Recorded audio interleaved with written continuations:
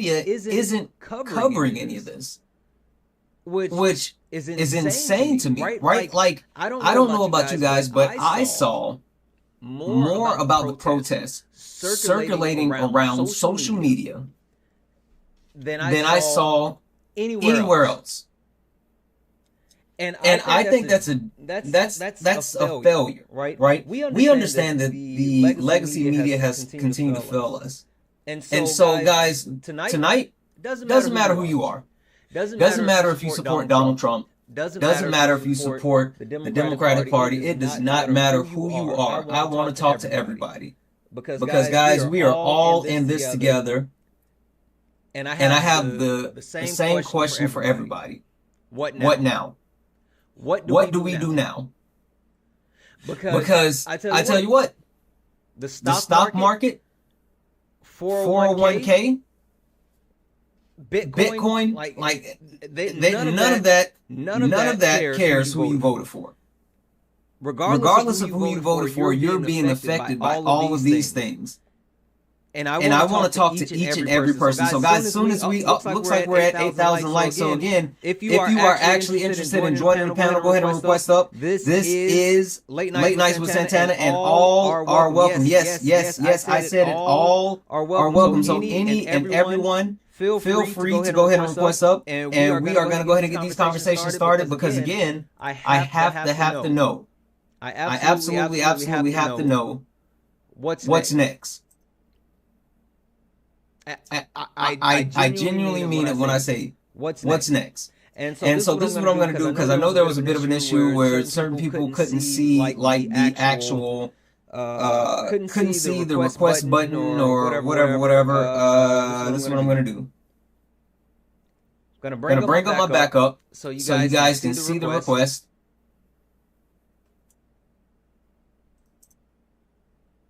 If anyone is having issues now, if you've not seen the request button, you can go ahead and tap on one of the boxes, and it will bring you up. So you can definitely go ahead and request up by tapping one of the boxes. So again, guys, I really want to get into it, because I know, listen, it's easy to say we blame MAGA, right? And honestly, I would love to hear Trump support. I would love to hear MAGA's perspective. Like, do you guys actually think that Donald Trump is being harmful? Because the one thing that I've heard so far, he said there's a crazy there's an echo on YouTube. Hold on, I think I know exactly what it is. Okay, hold on. I think I know what it is. All right, YouTube, did that fix the echo? YouTube, let me know. Did that fix the echo over on YouTube? Guys, go ahead and request up. And again, if you are actually interested in joining the conversation, it does not matter if you are someone that actually voted for Donald Trump or not. We're all in the same boat together. We are all in the same boat together. YouTube, let me know. Is the echo better now? Did we fix the echo? Did we fix the echo? All good? Yep. Okay. Had the double mic on. All right, guys, keep tapping the screen. Let's go ahead and get the likes up to 50,000 likes. Also, I just reset the daily gift goal as these little roses. And if we can knock that out a couple of times, tap the screen, share the live. Let's go ahead and get the shares up to 100 shares. And again, everyone is welcome to join. I need to hear from everyone, because I think a lot of times that we get caught up as far as like blaming other people. But if nothing else, I think this is the time for us to all take a whole step back and realize that we literally are all we have. And there's a lot of people that may think that, you know, I can't stand by this person, or I can't do this, or I can't do that. But this over this past weekend, I mean, the protest was crazy. That's the one thing that I'll say as well. Like the actual problem that I have with, I'll say it, the problem that I have with the United States is that in a lot of instances, the United States lacks the actual motivation to get out and flood the street. You see a lot of other countries that are a lot of other countries that will stand up whenever they see something going wrong, and they will make it known like, hey, we cannot stand for this. And it's interesting because I'm seeing a lot of people speak out on it, right? And not just people from the left, but when you have senators like Rand Paul and Ted Cruz standing up and saying, hey, like, tariffs are not good. We should not be doing this. And even the Senate voting against Donald Trump tariffs against Canada, that lets me know that we're at a point where I think a lot of people are going to start putting party to the side and focusing on how do we actually protect our country? How do we actually do something that's going to be beneficial to our country? So with that being said, if you're someone that actually doesn't matter if you support Donald Trump or not, if you voted for Donald Trump or not, if you're someone that actually wants to join in this conversation, go ahead and request up. I'm going to go ahead and do a quick introduction around the panel, and then we will go ahead and get started. And I'm going to start off with a simple question. So first and foremost, Christian, how are you? Hi, how you doing? I'm good. How are you? Wonderful. Christian, quick thoughts. Did you see the protest that occurred over this past weekend, and what was your reaction? I did. It was like you said, it was all over social media. I was impressed with how many people were there. Like I'm from New York, like the suburb area, and there was like a whole aerial view of people all over the street in New York City. I was like, wow, that's impressive. And I'm a little bummed out that because I wanted to go, but I wasn't able to. So hopefully in the next one, whenever the next one is, I'll hopefully can join that. But I'm really glad that people are finally, waking up to this, Yeah, regime, absolutely. which I'm calling I'm calling this a regime. I'm not even calling this an administration with everything going on. This is the Trump regime, literally. Okay. Yeah. Okay. All right. Perfect. Give me one moment. Donnie, what up, bro? What's up, family? You see, I finally got my main account back. Listen, you got to be careful out here in these TikTok streets. They'll get you. They'll get you. I know. So, to answer your question, yes, I had a whole live Saturday, that followed this lady around, and she's an amputee. She's a white tea lady, Mm-hmm. and she was in Washington D.C. Mm-hmm. and she literally went out and allowed me to interview people on her live. And That's my awesome. Yeah, so what the feedback I got though, Santana, is gonna be weird to you Okay, wait. because Hold on. Save it. We're just doing quick introductions. Save it. Don't tell me okay, yet. Hold okay, on, because I want to hear it. Hold tight. All right. okay. All right. Kyler, how are you? Hey, what's up, man? I just wanted to say I love what you do. Obviously, I Okay. understand you got a lot of people that got to talk about different things and all that, but I'm young, I'm 19, so I'm actually from Sweden, but I just wanted to say you taught me a lot, okay, man? Okay, well, hey, real quick then. First and foremost, thank you. And I know you won't be able to add to this conversation, but I would love to hear your opinion. One, you're 19, you're young, like you said, you are from Sweden, but two, like, did did what happened over the weekend, the fact that people across the U.S. were flooding the streets, did that reach international news? Like, was that a thing for you guys? Yeah, man, it was like all over the place. Like Really? TikTok, Instagram, yeah, everywhere, man. Everybody's seeing it, on the internet. What are your thoughts? Oh man, dude, I just don't know. It's just crazy everything that's going on right now. I'm gonna have to do like more research on it though. That's the Yeah, thing.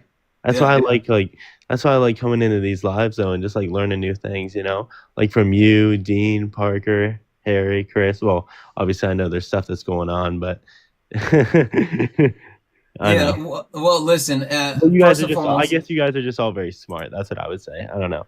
well, In some things. yeah, no, listen, thank you. I think that the one thing that I will never take for granted is the global impact that that the United States has, because there's a lot of countries that do so much more and they don't reach as many people. So knowing that, what's going on is even pushing out and something that's visible to you, that means a lot. But thank you for coming up and sharing your thoughts. Yeah, hey, Santana, I think you should come to Sweden sometime. Come on, man. Listen, I am kind of a globe trotter, so I've Have always you kind of ever wanted to go to Sweden. have you ever traveled out of the US or no? Oh yeah, yeah, Oh, really? absolutely, Oh, really? absolutely. Oh, that's so cool. Hey, well, you take care, man, okay? All Enjoy right, the thank you. rest You of your have a night. good one, Kyler. See Yep. you, man. Bye. Sarah, hey Sarah.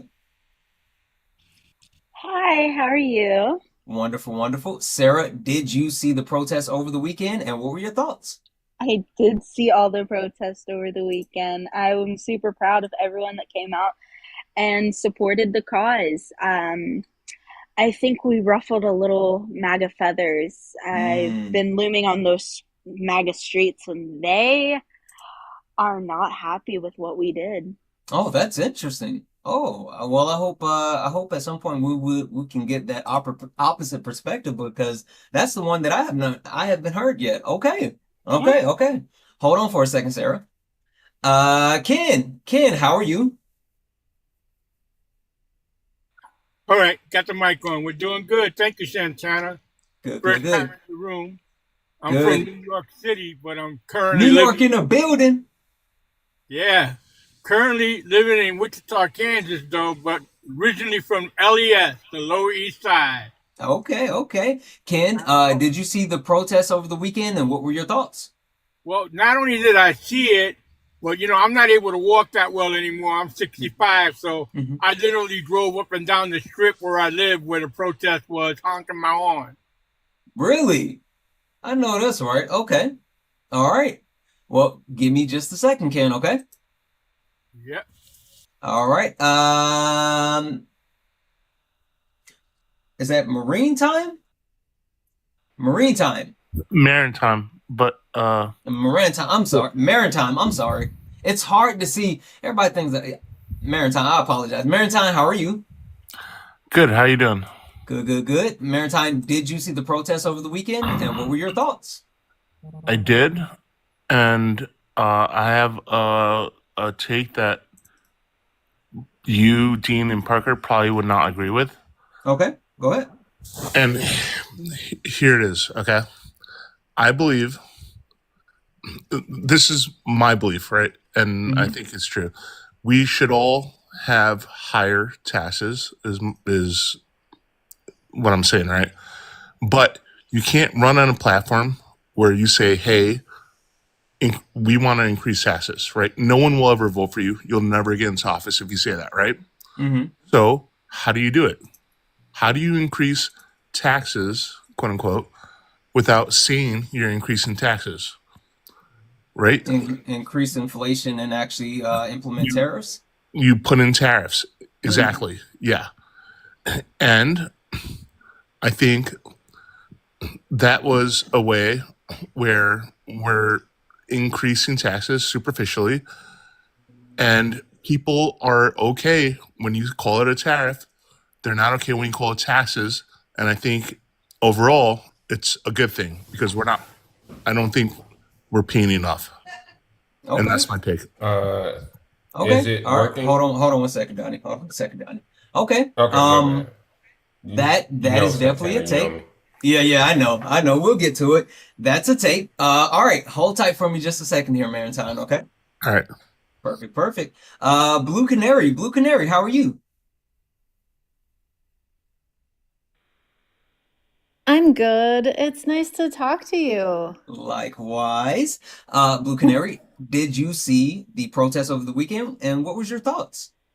I certainly saw them. I was in one. Hey, Actually, I think Donnie interviewed me because there was this don't really spill the beans exciting. yet. Okay, Hold on. sorry, Yeah, no spilling. because I'm waiting to hear High your level, story. Like high I'm level. super interested. Yeah, high level. Okay, so I did. I It was was in the really good. Milwaukee protest. It was awesome. I loved the energy. It was my first big protest. Okay, perfect, perfect. Hold tight one second here.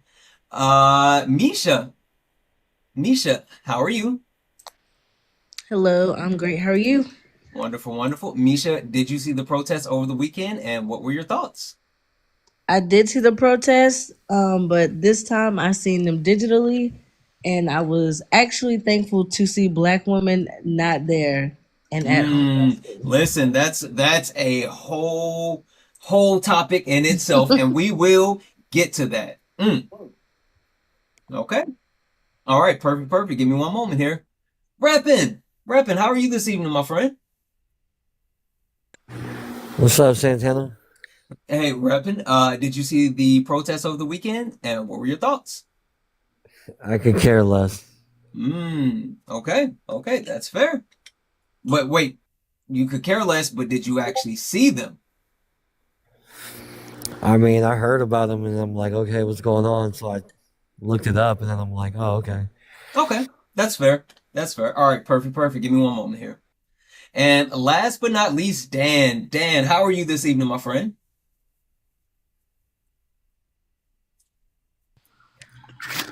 Doing great, Santana. What about you? Good. Listen, Dan, did you see the protests over the weekend, and what were your thoughts? I did. Unfortunately, I ended up getting a little under the weather. Sorry to hear that. And was unable to attend, but made some killer signs, and there have been some pretty powerful movements, it seems. Yeah, absolutely. I think there is a lot to be said about what's happening, and I'm super interested to see what's next. All right. Perfect. All right, guys. So we have a panel full, and we will rotate people in and out because, again, I want to hear everyone's thoughts. Guys, again, this is not necessarily about blue or red. This is not about I support Donald Trump or I do not support Donald Trump. This is about America. This is about every single person that's on this panel. No matter who you voted for, we are all connected. Listen, we are all on this ship together, and the ship isn't doing too well. And so the question is, the thought is, what's next?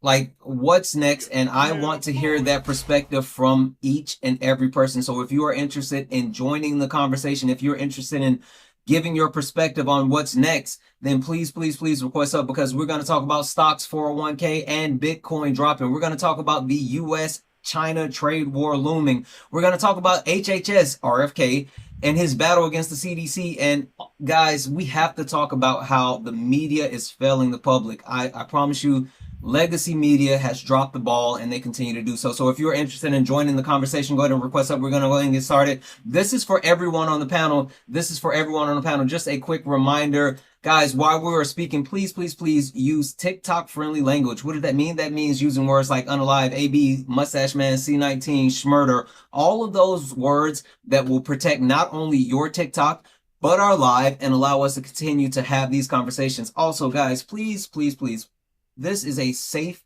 and friendly community. What does that mean? That means we don't deal with any of the isms here.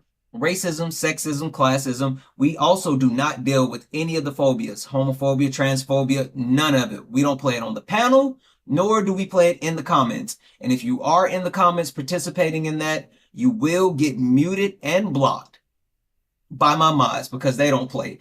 And speaking of my mods, guys, please remember, caps are for mods. So if you are in the chat, please do not use caps. Caps are for mods. They will draw my attention away from the panel into the chat, and we really want to be able to have these conversations. Last but not least, guys, we do have a nightly donation goal of $250. So if you enjoy the information, education, entertainment, please consider donating. Everything is accepted. Anything is appreciated. And last but not least, if you're watching over on YouTube, what up YouTube? What up Twitch? If you're watching over on YouTube, you can support by sending a YouTube super chat. I will read that out on live.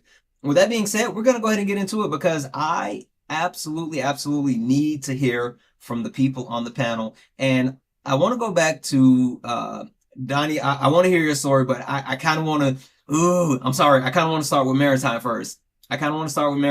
Because Maritime said something interesting. I really need to get into it, and I really need to hear more about it. So, Maritime, your thoughts. Would it be wrong if I assume that you're in the camp of people who are like, tariffs are a good thing? Yeah. You Okay. want to be wrong. Okay, that's a fair statement. So this is where I want to go with it, right? Because we do understand that Donald Trump has made it a purpose as far as the tariffs, but not only been very intentional with saying that he was going to issue the tariffs, but also escalating tensions with the tariffs, right? We see that China is making multiple aggressive moves as far as retaliation tariffs, pulling the actual proprietary patents. It's a lot. It's a lot. So I want you to justify. Like, I hear your thoughts on why you would be pro tariff, but did you sign up for a tariff war? Like, what are your thoughts there? Well, let me ask you a question, right? I assume you're a Democrat, right? I'm a leftist. I wouldn't necessarily say a Democrat. Leftist. They're not as progressive as I would like, You, but I lean left. but there's two programs that you like, right? You like Medicare, you like Social Security, right? I wouldn't say like. I think that they have a lot of opportunity. I am someone that believes that healthcare should be a human right, so there should be free universal healthcare. I also think that once you get old, we should take care of you. So I think Social Security should do more. Yeah, but those two programs that you just mentioned, right? Mhm. They cost money, right? Absolutely. Right? And right now, it's not sustainable, right? We cannot afford those programs unless we do something, right? Do something like increase taxes, but you can't say that because you won't get elected. So what do? It's not true. You throw in tariffs. Mm. It's not And true. tariffs Sir. are Hold on basically a a second, tax. Donnie. A second. Keep going. Finish your thought. So the point I'm trying to make is that we can't afford those programs just how we are right now unless we increase taxes. We can't increase taxes because that's not a winning platform. But you call it something else, use a different word, and then we can start paying for it. We can afford it. Right now, for 30 years of those two programs that liberals love, and I have no problem with that, is going to cost something like $130 trillion, right? And we're not, Donnie, I don't know why you're doing that, but like Hold on. Go ahead and costs, finish your point. it's going to cost something like $130 trillion. And at the rate that we're paying, it won't afford it. It won't be there for us. So that's why I think we should all pay more. And I think that's what the tariffs are doing. Okay. All right. Hold tight for me just a second, because that is an interesting thought. I have some thoughts of my own, but I'm going to pass it around the panel first and let the actual panel speak to this. Donnie, I know you are chomping at the bit, so I will give you the floor first. Donnie, you have the ability. Go ahead and reply to Maritime and share your thoughts on what he just said. You're muted. You're muted, Donnie. Yep. Send you. There we go. Thank you so much for allowing me to come up. And Maritime, thank you so much for your what you think is your experience. What I'm going to tell you is that we pay into those programs. Like that's not something that's putting us into debt. Like where do you guys get that? And I don't mind if you answer. Dude, it's yes, we pay into it, but we don't pay enough into it to last. Is it creating debt for us, or is it something we're paying into? It's creating as a Americans? massive deficit for all of us. How, sir, if we're paying into it with our own money? Because we're You're not paying enough. enough. That's how. And then the costs of those two programs are pretty high. Are probably I would But say it's not coming out of the American budget. It's something we are paying into, sir. Dude, like I don't even know how to make you understand that. I know that we're paying into it. The point I'm making is Like that that's we're not my paying money. enough into Like it. when I'm 65 Hold on, and I guys. want my Social One at a Security. time. Go I'm ahead. sorry, my bad. No, I was just gonna say, if you're gonna ask him a question, give him a chance to answer, and then you guys go You're pull right. one at a time up, because the chat, I'm telling you, the chat's super interested, and I want to hear all of this, so I want to make sure both of you guys get an opportunity to actually speak. And Donnie, just let me know if you'd like me to break out the MAGA to a liberal Rosetta Stone. I've got In it. a minute, Dan. I've got That's it through my exposure boy. therapy if you need me to steel man it. That's my boy. Okay, I appreciate you. Go ahead, sir. I'm sorry. Maritime. No, I think I already stated the point, but yes, we're paying into it, but what we are paying will not cover us in the future because we're not paying enough. Okay, Right? so if we're paying into something, sir, and it's our money, how are we not paying enough? Because, dude, medical costs have like gone through the roof, man. It's not. It costs way more than you think it does. Okay, so you never said anything about medical. What you said was we are not we're not being able to meet social programs, and I don't want to say those social programs on Santana's live. I'm going to leave those social programs out, but I do know this, that we're paying into them, sir. Like we are literally paying into them. That's our money. I didn't say anything about Medicare, yes, But that's what we're it paying into is. that too. But I'm saying you're missing the point.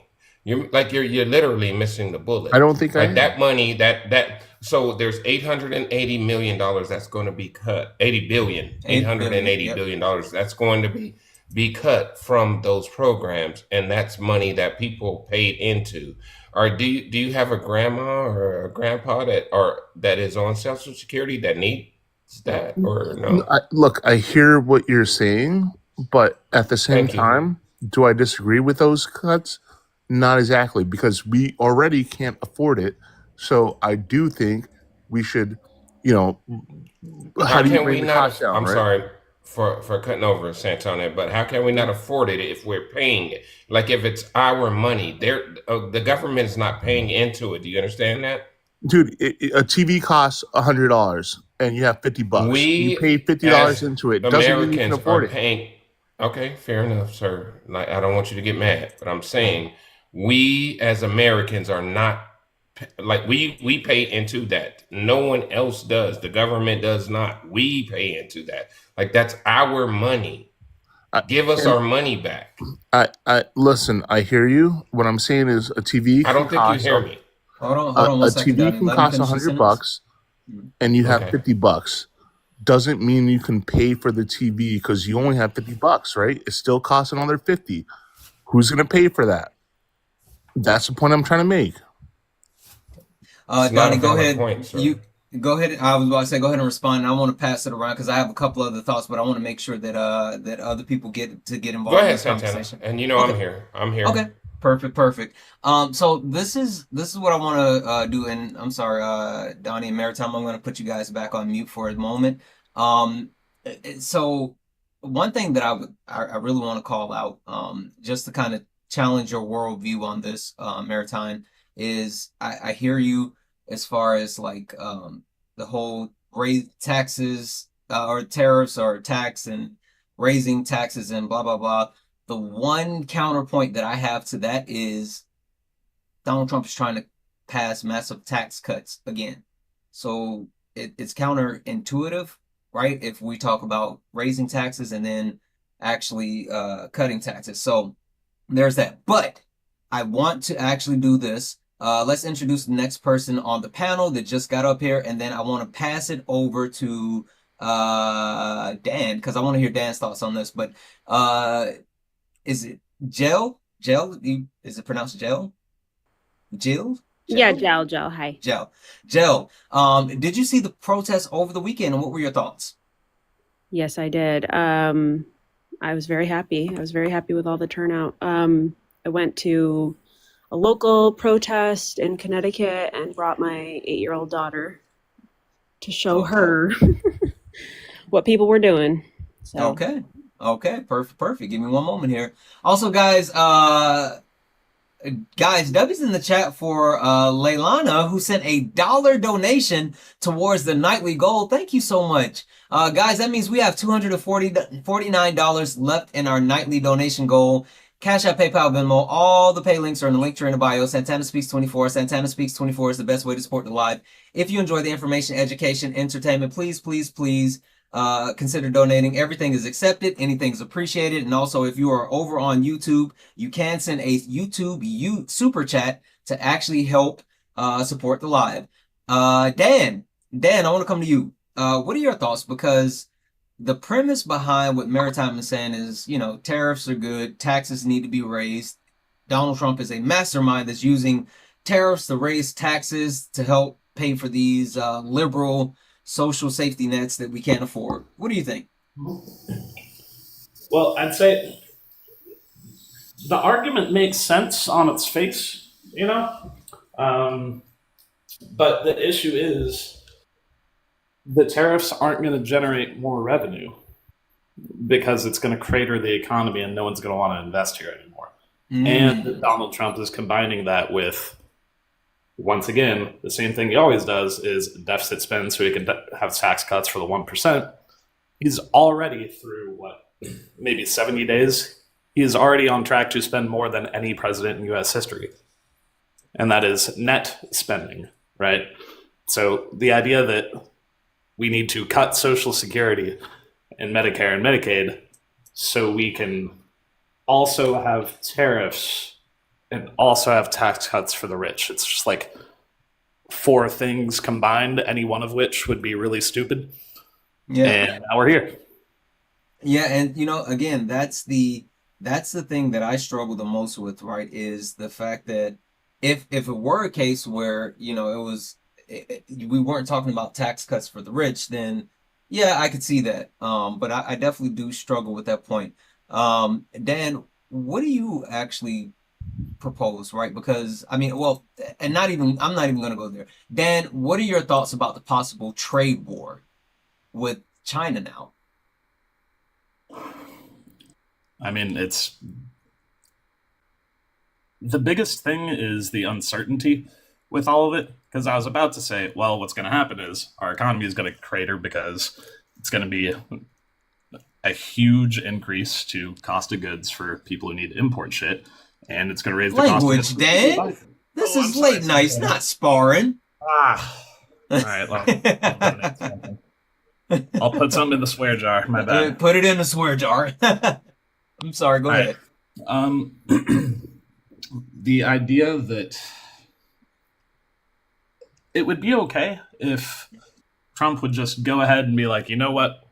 We're going to do those 50% blanket tariffs on China, 25% on Mexico, Canada, 10% rest of the world. And that's what it's going to be. Mm-hmm. That would actually be probably, I'm just finger to the wind here, 2-3 times better than what we have now. Because it is the uncertainty in the markets that makes it so everyone, even the billionaires at this point, are taking their money out.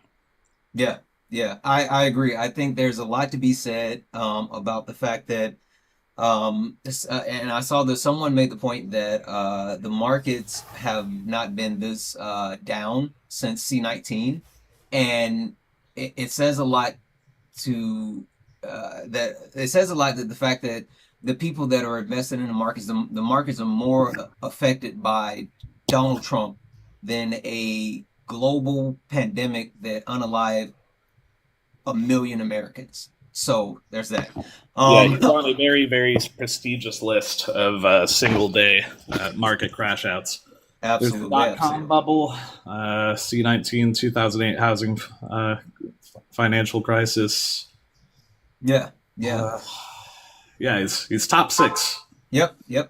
Okay, so this is what I want to do. Let me read this off real quick, and then I want to come to Blue Canary, because Blue Canary, I would love to hear your thoughts and also hear what you have to say to what Maritime just said. Also, welcome in, Jessica Ray. Drop some coconuts in the chat for my new co-host for our podcast, the Culture and Chaos Podcast. First episode drops this Monday, the 14th. April the 14th, first episode of the Culture and Chaos Podcast. Guys, it's going to be absolutely amazing. Me, Jessica Simone, we're going to be doing an amazing weekly podcast, so make sure you are tuning in. Anyway, but guys, W's in the chat for Josh. Josh sent a $1 donation saying, I am a licensed Medicaid, Medicare, and I'm licensed in Medicaid, Medicare, and SS. Taxes taken out of a paycheck for Medicare go into Medicare, and it's an eliminating program. The money we spend on it is the money we get back in it. Maritime is confused. Tariff money won't go into Medicaid, or Medicare. Yeah, I know, Josh. W's in the chat for Josh. Thank you so much for that dollar donation, Josh. Guys, that means we're only $248 away from closing out our nightly donation goals. Guys, there's almost 600 people hanging out. So if 248 people donate $1, we can close out our nightly donation goals. So Cash App, PayPal, Venmo, all the pay links are in the link tree in the bio. Santana Speaks 24, best way to support the live. And if you're over on YouTube, you can support by sending a YouTube super chat. But hey, guys, make sure you're also liking the live. That helps support the live as well. So tap the screen and like the live. So this is what I want to do. I want to go to Blue Canary. Blue Canary, I would love to hear your thoughts on it. And also if you have any type of feedback or any rebuttal that you want to have with Maritime, then the floor is yours for that. And also, Santana, I just want to call a quick point of order that there are 608 people in the live that now know that Jessica beat you in that battle. Yeah, she did. W's in the chat for. Yep, you're gonna get dropped. Blue Canary, the floor is yours. Well, that is a very interesting take. I have not heard that one before, equating tariffs with taxes, though I understand the logic. I think it's disingenuous, and I will tell you why.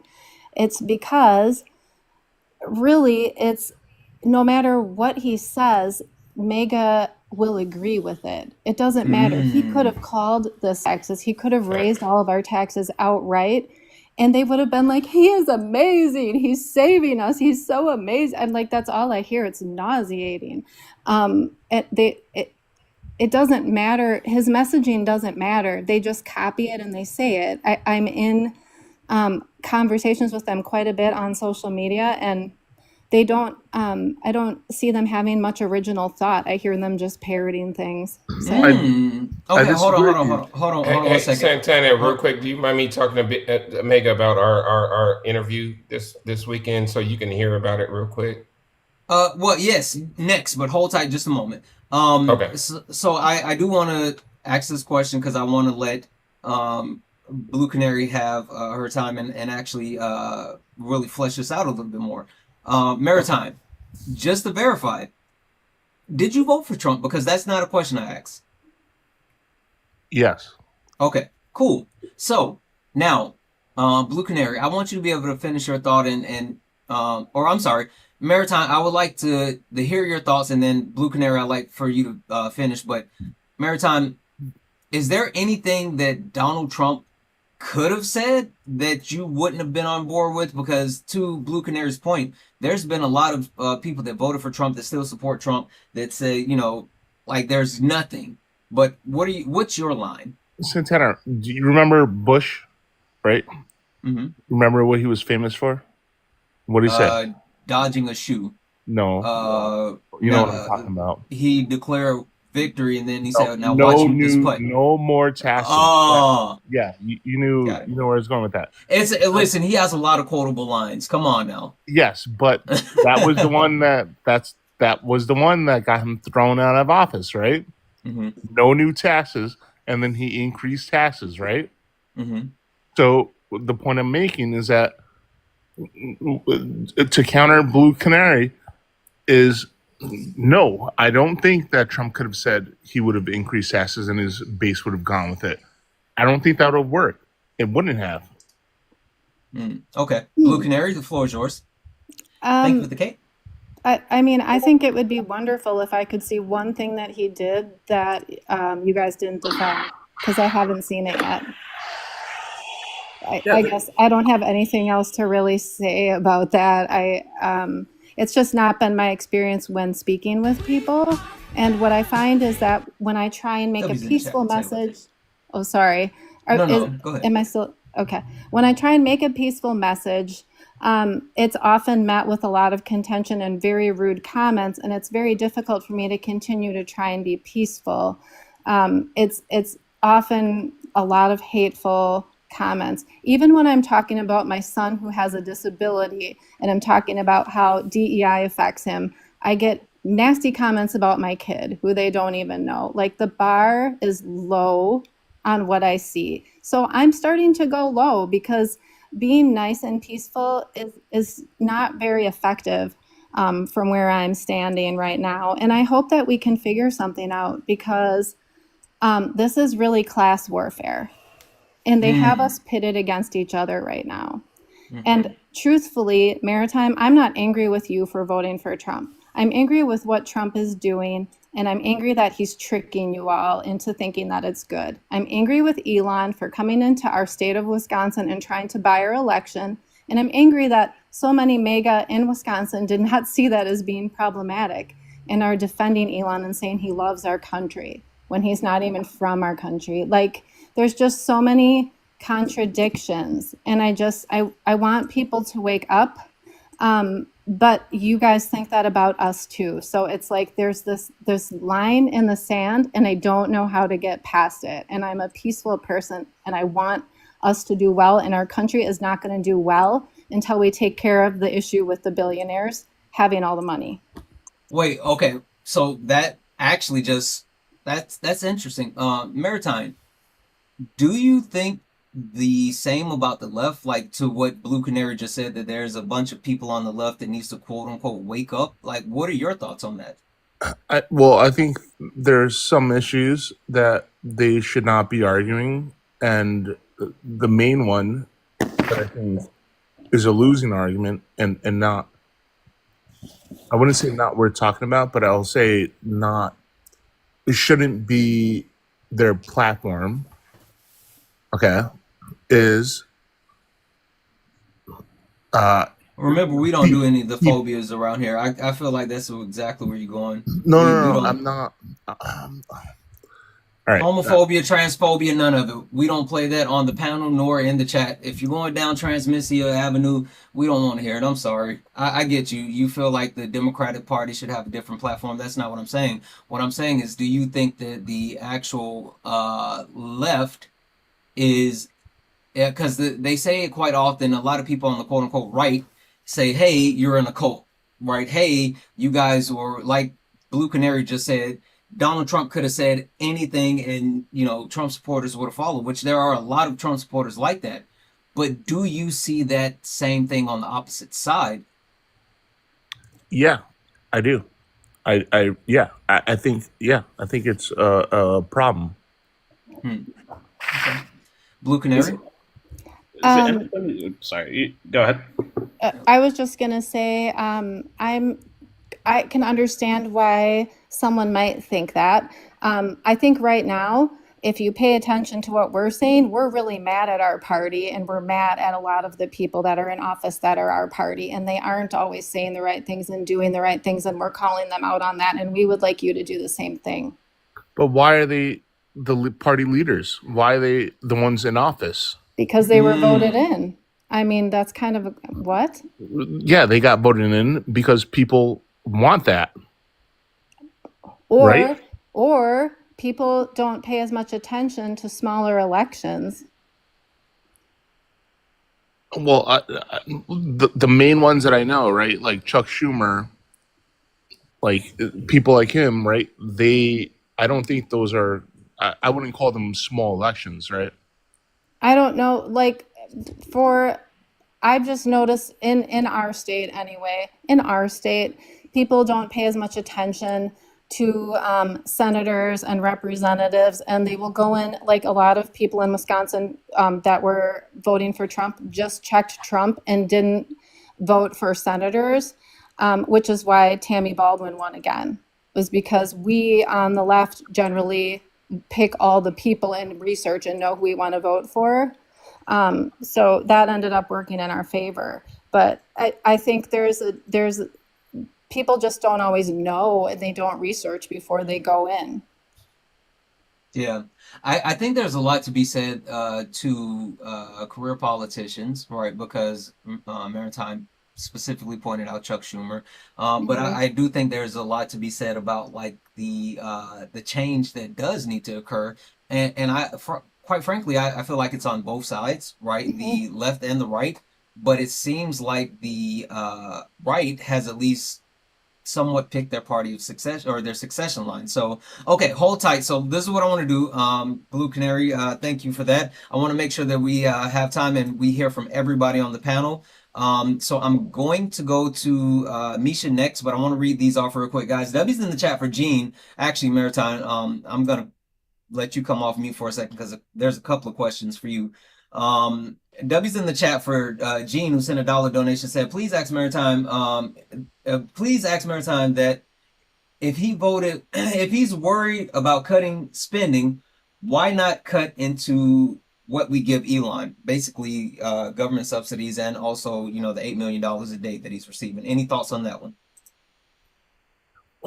Well, I don't agree with that, obviously, because my platform is we need to cut spending and increase revenue. So I don't agree with what he's doing with NASA, all that stuff, whatever. Well, I think he's trying to replace NASA. I'm not really sure, but he is. He absolutely is.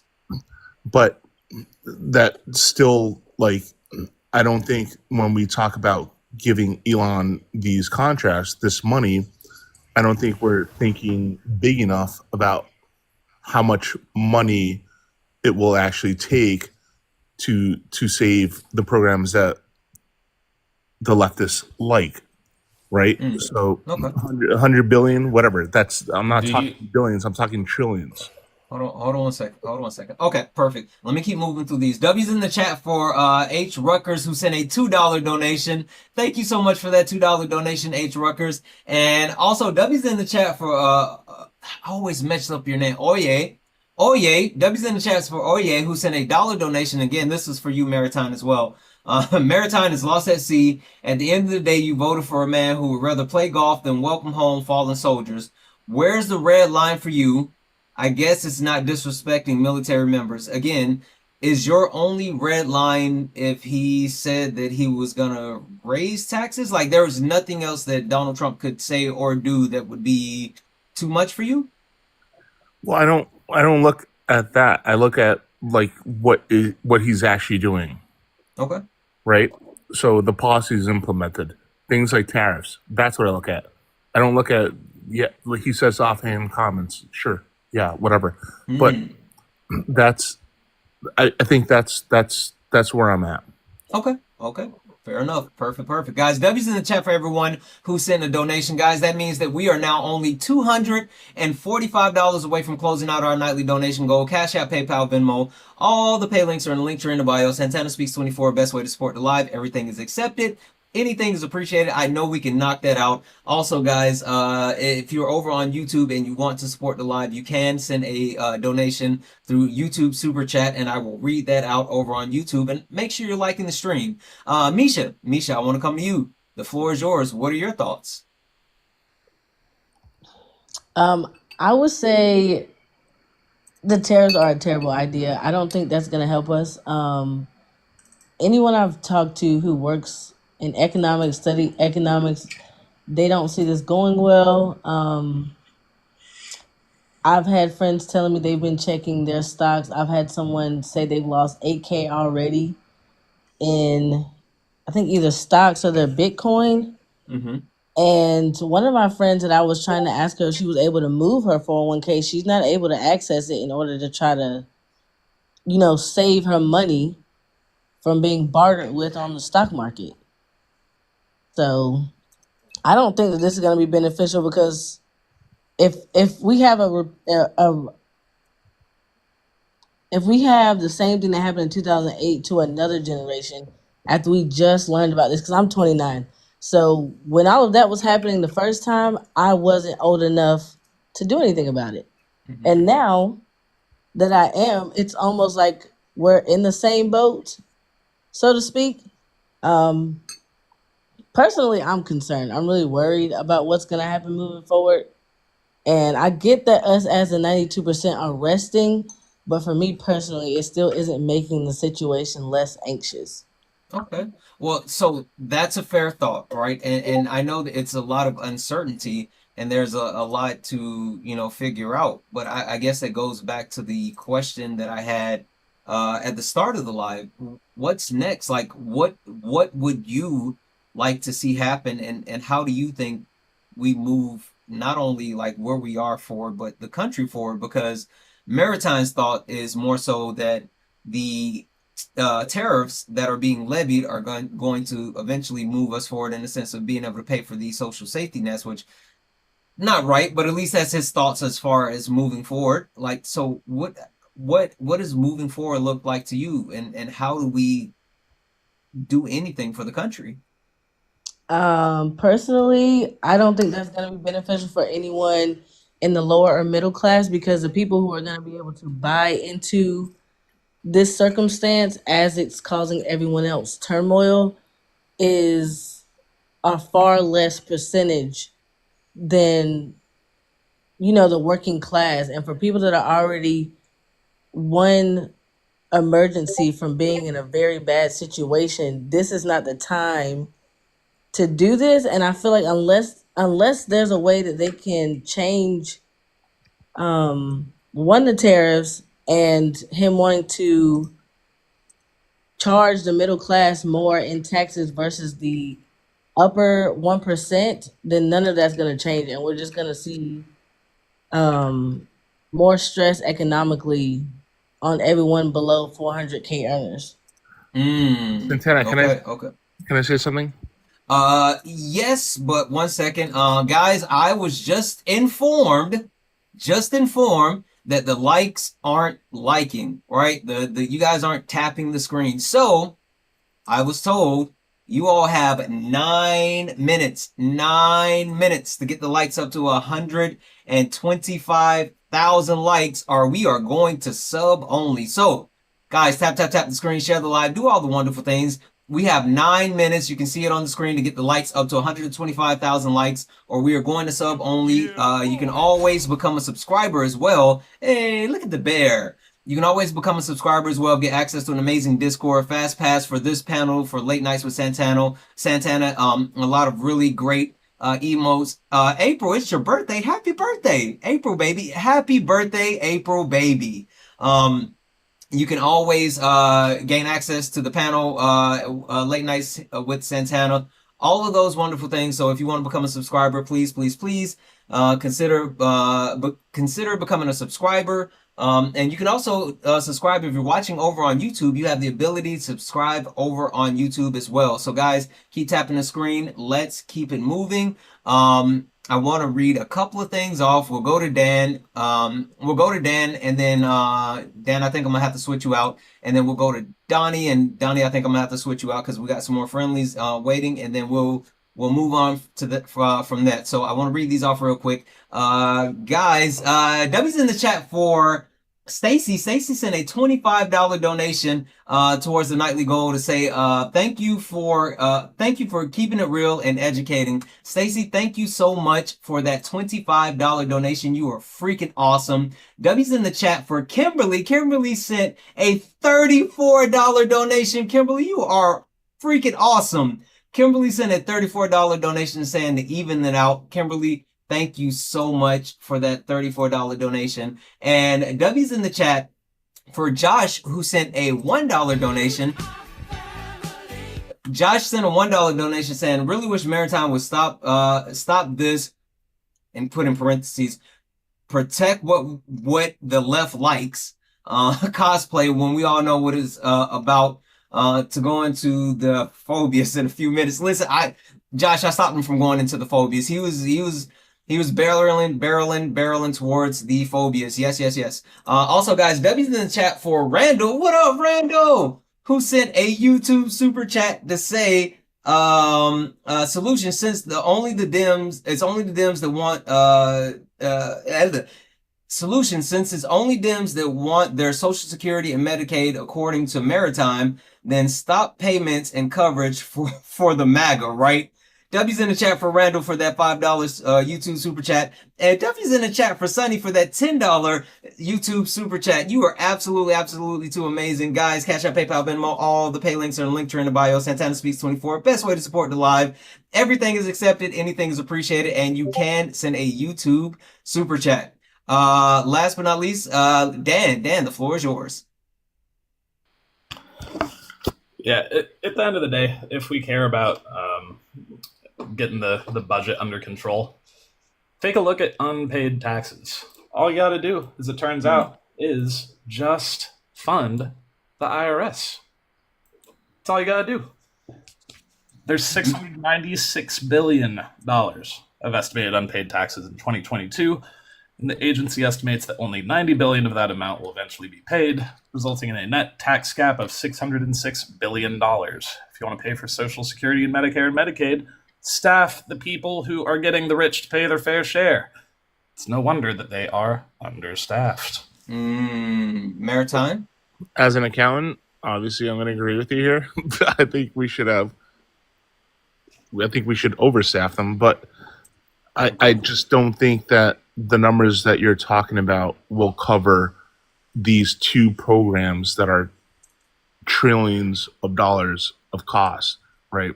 Like, I can tell you it's going to fund it a heck of a lot better than trying to bash on research for trans shrimp swimming underwater. No, I didn't bring that up. Santana stopped me, so I didn't go there. But $130 trillion, 30 years. Those are the numbers, man. Like I don't know. Like, if you can somehow find a way to cover for those costs, right? Then explain it to me, right? But you can't say increase taxes because we already know that's not a winning platform. So go ahead, explain to me how would you raise that money? Well, Donald Trump just won on a platform of raising your taxes. No, he ran on a platform of increasing tariffs. He didn't increase taxes, right? He did. No, yeah. Well, but yeah, he did hide it. He did hide it that's to Maritime's point. Yeah. So explain to me, without raising taxes, without saying you're going to raise taxes, how do you pay for this? How do you do it? All you got to do is just not pull it back from the screen. There we go. Pull it back. There you go.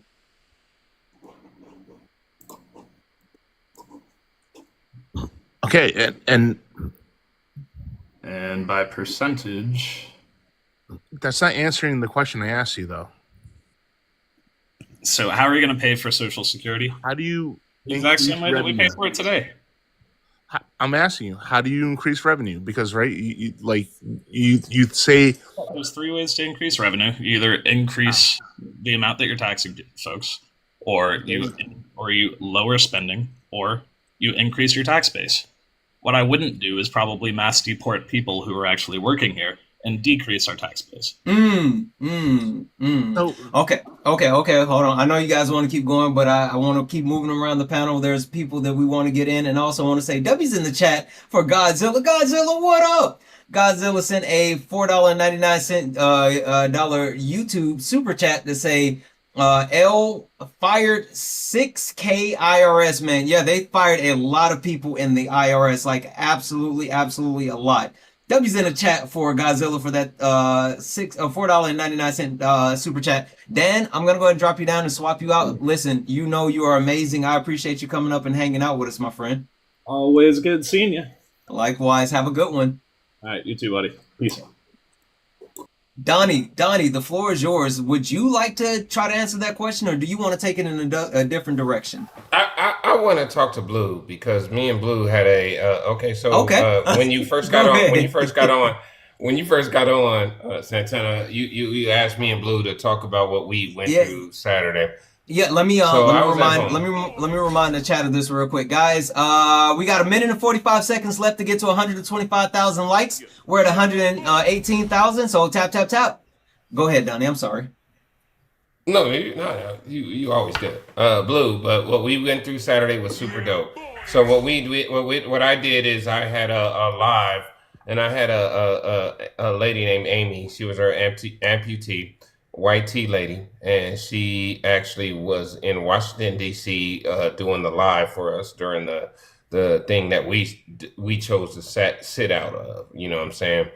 So it was super dope, and I literally was interviewing people on my live that Amy went up to and said, "Can you talked to Donnie. He's on his live, and I had a whole panel, and it was super dope. And Blue actually was in Wisconsin. Blue, where was Yes, you at? Milwaukee. Yeah, she actually went on a live with me and allowed me to interview people, and it was so dope, man. Like it, and Blue, you are amazing, and Thank you. I'm like I'm literally giving you virtually hugs, you guys. Like this is a virtual hug for Blue because it was so dope, the stuff that they allowed us to do, and you know what's crazy, I got attacked that night Oh, wow. because I was, yeah, that night because I was saying thank you to people. Mm. Mm-hmm. Yeah, that night. Truthfully, were people angry that you were saying thankful to people? I'm just curious, people that were YT for being out Yes. there. Yeah, I was wondering that, and I when I remembered saying something to you, and I was like, gosh, I don't know if I should have said that, but I had pointed out, I said, I hope you can see all the YT people that showed up here today. And I was really proud of the YT people in our area showing up. Right. Like, and it was a lot of older people, like a lot of boomers, a lot of Gen Xers, and like they didn't disappoint. They finally showed up. And it's been Right. a habitual issue that they don't. And me too, like me too. And I realized when you said thank you, I wasn't asking you asking you to thank me. Like, you don't need to thank us. We need to be there. Like, that's what we were But I was supposed to thanking do. you for doing what you did. Like I was not like it was not me saying YT people are standing out for us or anything like that. I was thanking you for what you did and Yeah. coming on my live and doing it. Like Yeah. that's what I was thanking you for. And Gotcha. and I also think that it's okay to thank YT people or to be thankful in these times. Like I think it hurts us if we're not. I think if we're so aggressive as Black people, and maybe Santana, you can weigh in on this. I think it's if we're too aggressive as uh, black people, does it not hurt our cause, or do we need to be more aggressive? I think I want to defer to Misha and let her answer that one. Okay. Misha? Hi. I would say we're not aggressive enough. I'm Fair enough. like I said, I'm really proud to have seen the 92% majority of them sitting out and resting because interesting enough, I seen a video today of a white guy, or I'm sorry, YT guy talking about how the I know, protests were Omega. considered peaceful, not because we didn't show up, but because YT people showed up. And Right. it's important to know why that is different. Because if anytime we are present are seen as a threat, then I just feel like there's been a lot of times where we fought for them and still come home and been treated less than par. So Right. sometimes, and even now, right now, it's not really our fight. Like seeing the masses of Black people relax, or we're learning line dances and traveling and getting to know one another on our, ancestral level. Like we owe that to ourselves because time and time again, we're looked at to show up and show out really for a country that never wanted us to benefit from any of the stuff that's actually happening. Yeah, That is fair. Like that's a very good assessment. And Yeah. all I was trying to tell to Blue is that I appreciate you. Like, and I was telling to Amy, the lady that has the amputee, I was like, I appreciate you walking 10 hours with a prosthetic and doing that. And she came even after that, she came on my live and sat there and talked about what her experience. And so I was just saying thank you, and I got attacked by Black people. Wait, and was it and just I guess, just trying to get a better understanding, was it in person or online? It was on my live. Oh, okay. So you're saying people came up on your live and actually Yeah. attacked you. Okay. So, well, the one thing that I Which will is say, okay. I'm not sensitive. yeah. No, I get it. And so the one thing that I will say for sure is, I think that there's a time and place for everything. And there's a lot of people Right. that are hurting and they are in a position where they don't necessarily the reason why I want to talk about this, and I'm not specifically targeting like MAGA or Trump or anything, is because I do think that there is like a need to figure out how we move forward as people.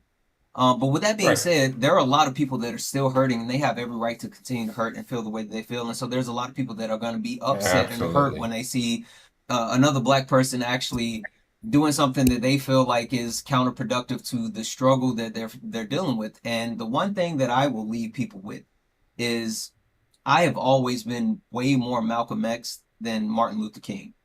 Right now, Okay. the conclusion to that is they put both of them in the ground. But I am someone that absolutely believes that you should unapologetically be who you are, feel what you feel, and don't try to actively harm anyone. Tapping my But chest for don't that. I appreciate apologize. that. Yeah, no, I'm just saying don't apologize for feeling what you feel. So those people that were upset with you, I mean, I understand why, right?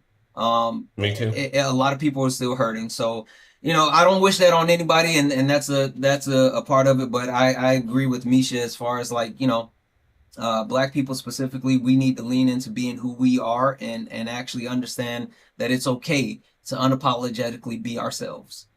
So, And it's okay to have ethics, you guys. It's oh okay yeah, to be okay with somebody else, like cutting for us. Like it's okay. And I'm not saying they were cutting for us. I'm saying what I did on my live, to me, they were cutting for us. Like for me on my live, and yeah, I'm okay with that. yeah. Anyway, Donnie, listen, I appreciate you coming up, my friend. Thank you. Always, Santana. Appreciate you, brother. All right, you have a wonderful evening. You too. Guys, W's in the chat for Caleb, who sent a $5 YouTube super chat to say thank you for blah. Thank you for facilitating these conversations. Sending love, my brother. Listen, thank you so much for that $5 YouTube super chat, Caleb. And also, guys, massive W's in the chat for Justin, who sent a $15 donation saying, love what you do. Listen, Justin, that means the absolute world to me. Thank you so much for that $15 donation, guys. That means that now we are only $159 away from closing out our nightly donation goals. There's 459 people hanging out. So again, if 159 people only send $1, we can close it out. Cash App, PayPal, Venmo, all the pay links are linked in the bio. Santana Speaks 24, best way to support the live. Everything is accepted. Anything's appreciated. I want to go to Christian. Christian, you have not had an opportunity to speak. Floor is yours. All right, hello. All right, so I kind of want to, talk about the tariffs and everything. So let me just get clarification, Maritime. So you're in favor of tariffs based on the arguments that I've been hearing? I'm in favor of increasing taxes, and I think tariffs, yes. Okay. So the issue with tariffs is that it's in a way a regressive tax where working class and middle class people are going to be hurt the most. So according to the Yale Budget Lab and other economists, these sweeping tariffs on nearly every country except Russia, families on average are expected to pay about nearly $3,800 a year And they with these should. tariffs, and it may not seem like a lot at face value, but we gotta acknowledge like over half the country lives paycheck to paycheck, so that'll take a big hit on But people's that's what they pockets. always. That's what they always say. They always say, "I'm living paycheck to paycheck." Like everyone, that's been like that forever. Okay, but you know what? These taxes, they come in, and then you learn how to adjust to it, and then you pay it, and then I don't know. You figure out your budget. I mean, here's the thing. Here's the issue, right? Like the issue with like blanket tariffs. Like I want to go to like some history, a little history lesson. Have you heard of the Smoot-Hawley Tariff Act in 1930? Hawley Smoot. Yep. Yeah. No. So yeah. So the Smoot, yeah, Harley Smoot. Yeah, Hawley. that Hawley. Yeah. So that act pretty much, in a way, was like a blanket tariff. And what that did was that it actually exacerbated the Great Depression. You know, it hurt a lot of farmers, a lot of workers. So it was a big detriment to a lot of people, you know, who were already suffering from the Great Depression. I'm not saying it caused it, but it worsened it, exacerbated it. And what's happening with Trump is you're already seeing all these stock markets plummet. People's 401ks are, you know, people are losing it right now. I mean, I personally don't have 401ks, but I know people around me who do, and they're concerned about, you know, their retirement, you know, going. Well, let me jump in for like a half a second because I think you're getting at something, Christian. But if you don't mind, will you throw me an alley? Can I slam dunk this one home for you? Yeah. Throw it up. Cool. Maritime. So you seem like a pretty smart fella. I'm sure you've heard now about the Hawley Smoot tariff, right? Yeah, based on what Christian said, yeah. Okay. And do you know, so the idea of blanket tariffs, this is the third time that it's being done in our country. So if this is the third time and the Smoot Hawley Smoot, whatever, was the second time, do you know when the first time was? No, 1920s? 1828. 1828, it was actually done by the Conservative Party. They did this exact same thing. And the Conservative Party then lost 50% of the seats that they were holding by instituting these blanket tariffs. 100 years later, they did it again, and they did not regain power for 60 years. And now, about 100 years later, again, it goes about 100 years in between each one. They, for some reason, this idea pops back in their head as far as like, this is a good thing. And it's always the Conservative Party, and they always have these massive ramifications that occur from them actually doing this because it's not good. It's a bad thing. So the point that Christian was trying to make is like, one, this isn't new, but two, this is something that has been proven throughout our country to actually be very harmful and very unpopular. So there's better ways to raise taxes than tariffs. That's just the point. But Santana, at the same time, right? Maybe they got voted out because they raised tariffs, right? But the same thing would have happened if they said, "Hey, we're going to increase your taxes." And we saw it happen during the Bush administration, the first Bush, right?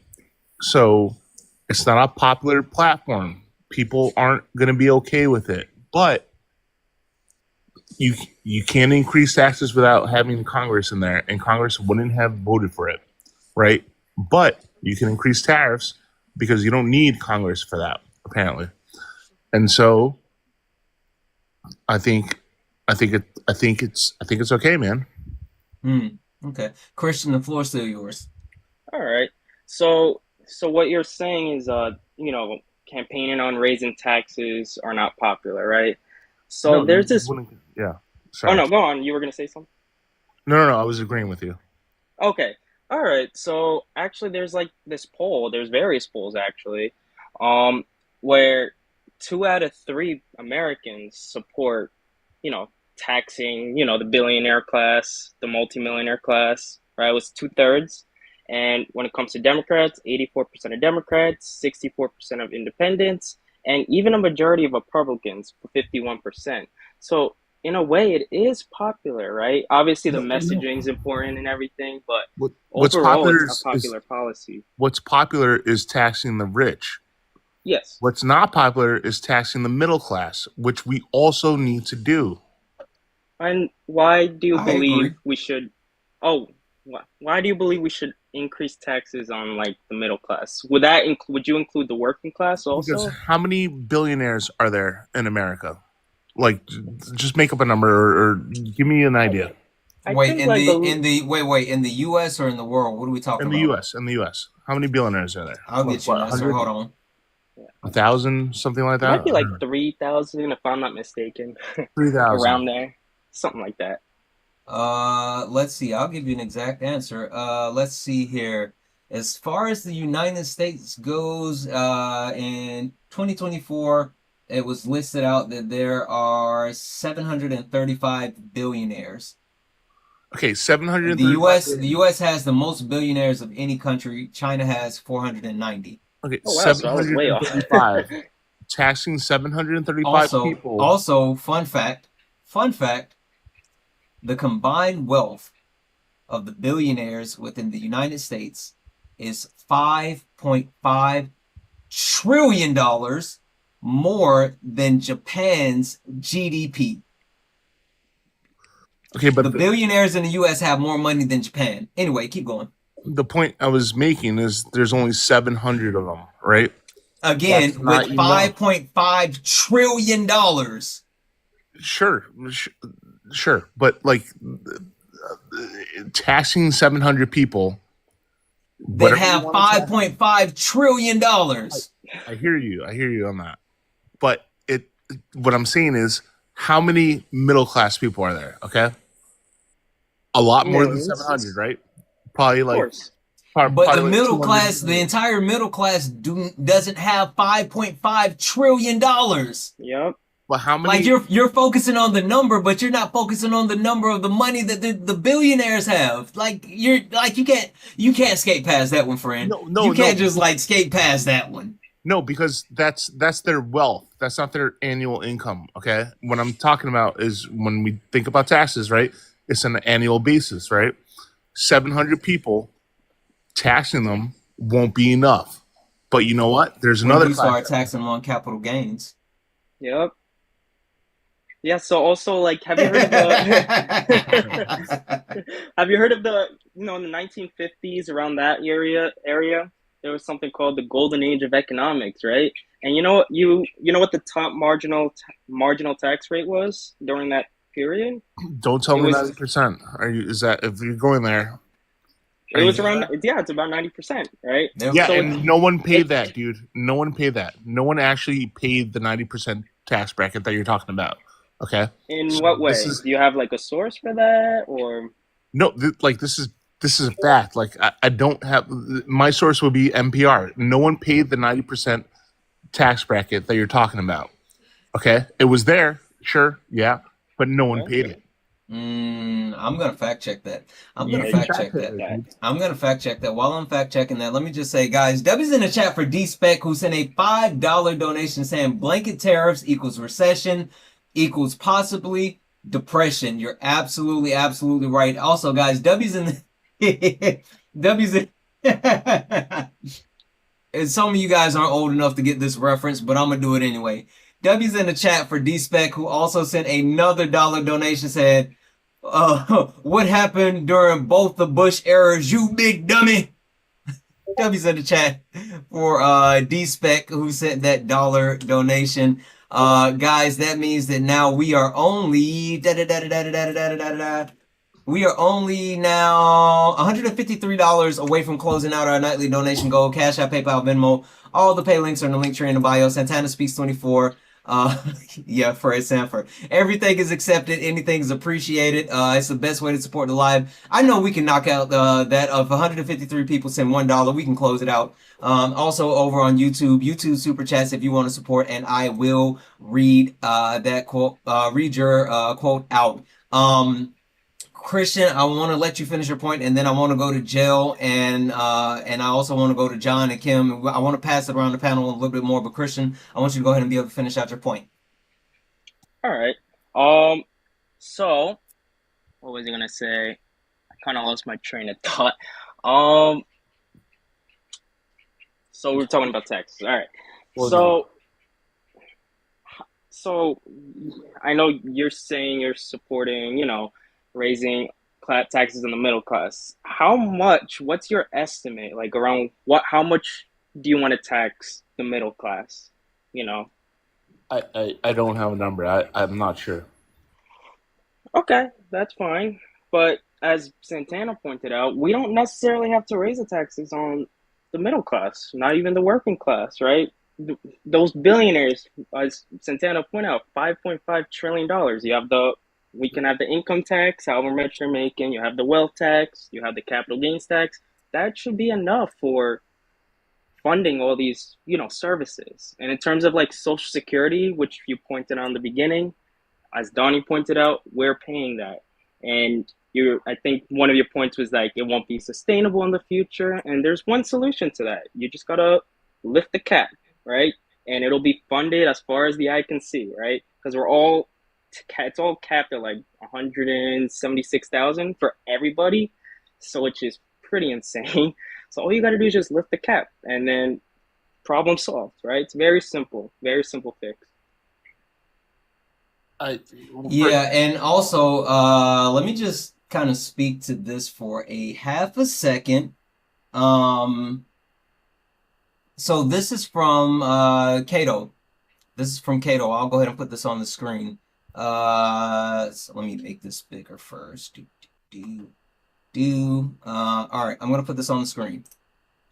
In 1936, another increase to the highest tax rate was minor compared with the increase of the divided taxes into all income. Together, those tax hikes did not appear to raise income tax revenue temporarily to $732 million in 1936 and briefly to $1.2 to $1.3 billion in the 1937 to 38 recession. Several equal recessions for the protocol tax increase from 1937 to 38 will be discussed later after the 1937-38 recession. However, personal income tax receipts dropped back down to $825 million by 1938, barely reaching $1 billion, blah, blah, blah, blah, blah. Anyway, I say all that to say, yes, they actually did pay those high tax rates. That money was actually brought in. Yes, people did actually pay that. So anyway, Christian, in any other quick thoughts before I drop you down, my friend? Yeah, just get some closing stuff. So I kind of want to point out like kind of the hypocrisy, and I'm saying this respectfully, with the MAGA movement, right? Remember under Biden, they were like, going after him because, these prices were too high and everything. But now that Trump is in office, they're saying things like, oh, this is our patriotic duty, or, oh no, Trump is just playing 5D chess, right? So it's just, I don't know, the hypocrisy kind of annoys me a little bit, because there's like no consistency with that. So, because usually if it was Biden, they would be losing their minds. But what about Biden? Yeah, but since it's Trump, they're kind of quiet, So, yeah, but yeah, I definitely, appreciate you for bringing me on, Maritime. It was nice speaking to you. I'm sure you I'm sure you mean well. You seem like a genuine person, right? He actually does, right? Yeah. Like he hasn't crashed out. I applaud him for that. It's been a good conversation. So WS for me. Yeah. But Christian, thank you so much. I'm gonna go ahead and drop you down, my friend. I appreciate you so much. I appreciate it. Yeah. Right. I saw someone in the chat said, what was that source? It was from the Cato.org, the Cato Institute. So let's do this. Misha, I want to come back to you real quick for one, to say W's in the chat for you. Thank you so much for that $1 donation. You said thanks for letting me on the panel. I love what you do. Listen, you have been up here spitting hot fire. So you've been awesome. Thank you so much for coming up on the panel. Thank you for the donation. I want to personally say that, but I also wanted to say any last thoughts before I swap you out, friend? Absolutely. I would just want to say, I feel like people are hung up on what makes us different versus what makes us the same.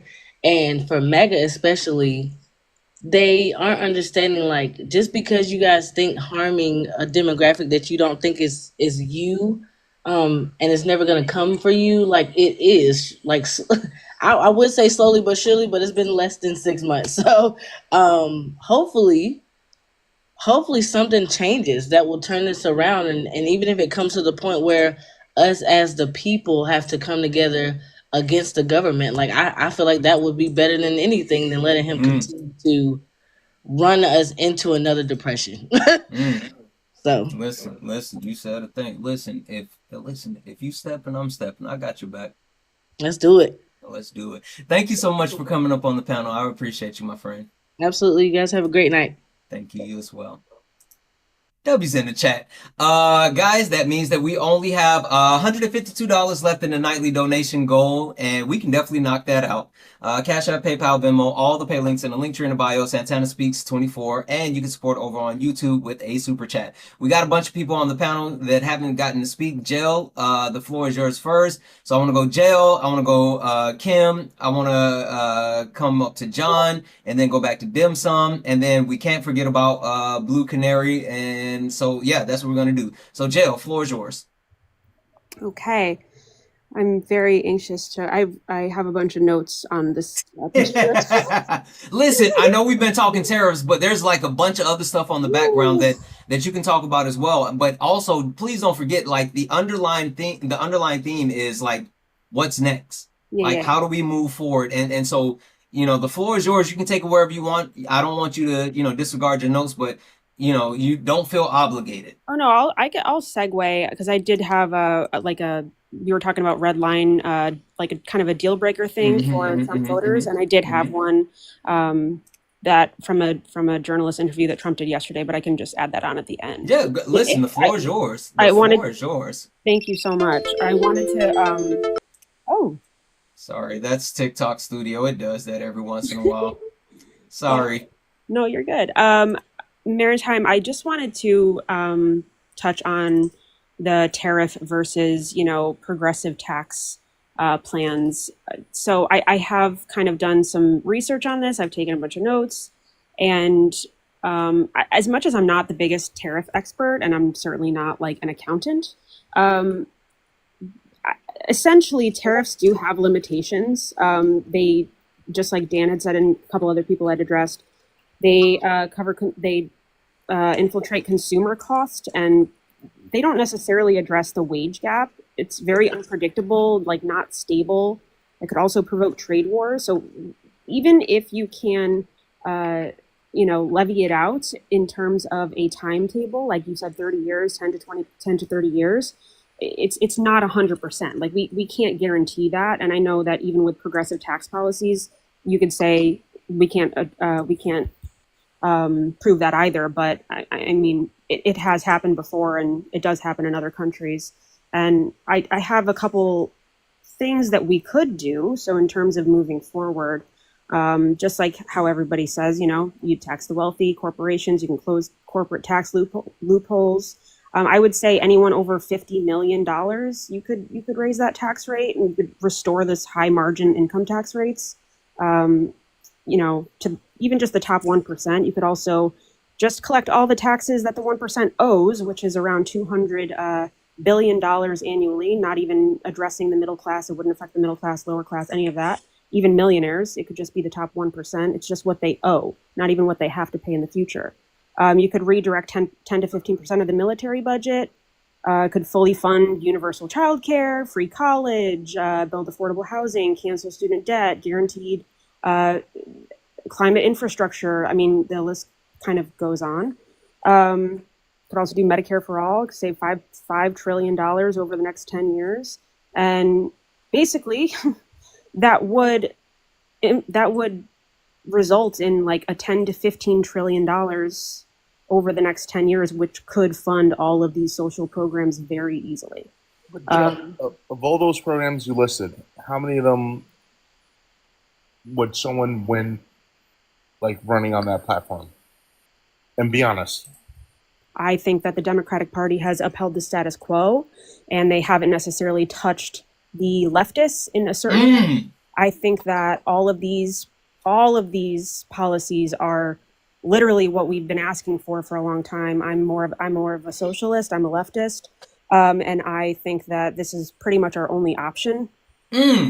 So yeah, I mean, I think if someone stood their ground and didn't uphold the status quo and actually did, criticize the Democrats and the Republican, I mean, I really think if someone was strong enough and intelligent enough and had a story and really spoke to the people about these things and how it could change their lives over the long term, not just short term, things that pretty much the Trump administration runs on. I truly think that I mean, I see it all the time. People literally voted for Trump that voted for Bernie. Like the Bernie to Trump pipeline is wild. So No, I'm sorry to interrupt you. The Trump to AOC vote was absolutely insane. Sorry, go ahead. No, yeah, exactly. But Joe, how many people are in office right now who even talk about the platform that you're talking about? I mean, I couldn't give you the exact number, but Bernie Sanders, AOC, exactly. Chris Murphy is my senator. I would say he literally talks about socialist policies all the time. In Connecticut, he's a really great guy. He actually inspired Cory Booker to do the filibuster, and yeah, I think that the current social climate, political climate is causing people to realize that maybe they do want to get these things, and maybe certain politicians will have the, I don't know, like the wherewithal to actually stand up to this and stand their ground and speak out for these policies, because socialist democracies literally thrive in other countries. So there's no reason why we wouldn't be able to even slowly allocate these policies into our current into our nation. I don't understand why people are so against like these aren't radical things either. And we've done some of them before. I mean, healthcare wasn't even privatized until like the 70s. It was, When do people have to start paying for college? When do people have to start paying for college? Around the same time. That's the answer. Around the same time. I'm sorry. Keep going. College used to be free before that. Oh, right. But anyway, right, I'm sorry. Keep going. Exactly. Joe, and I agree with you on maybe most points, but we're not there.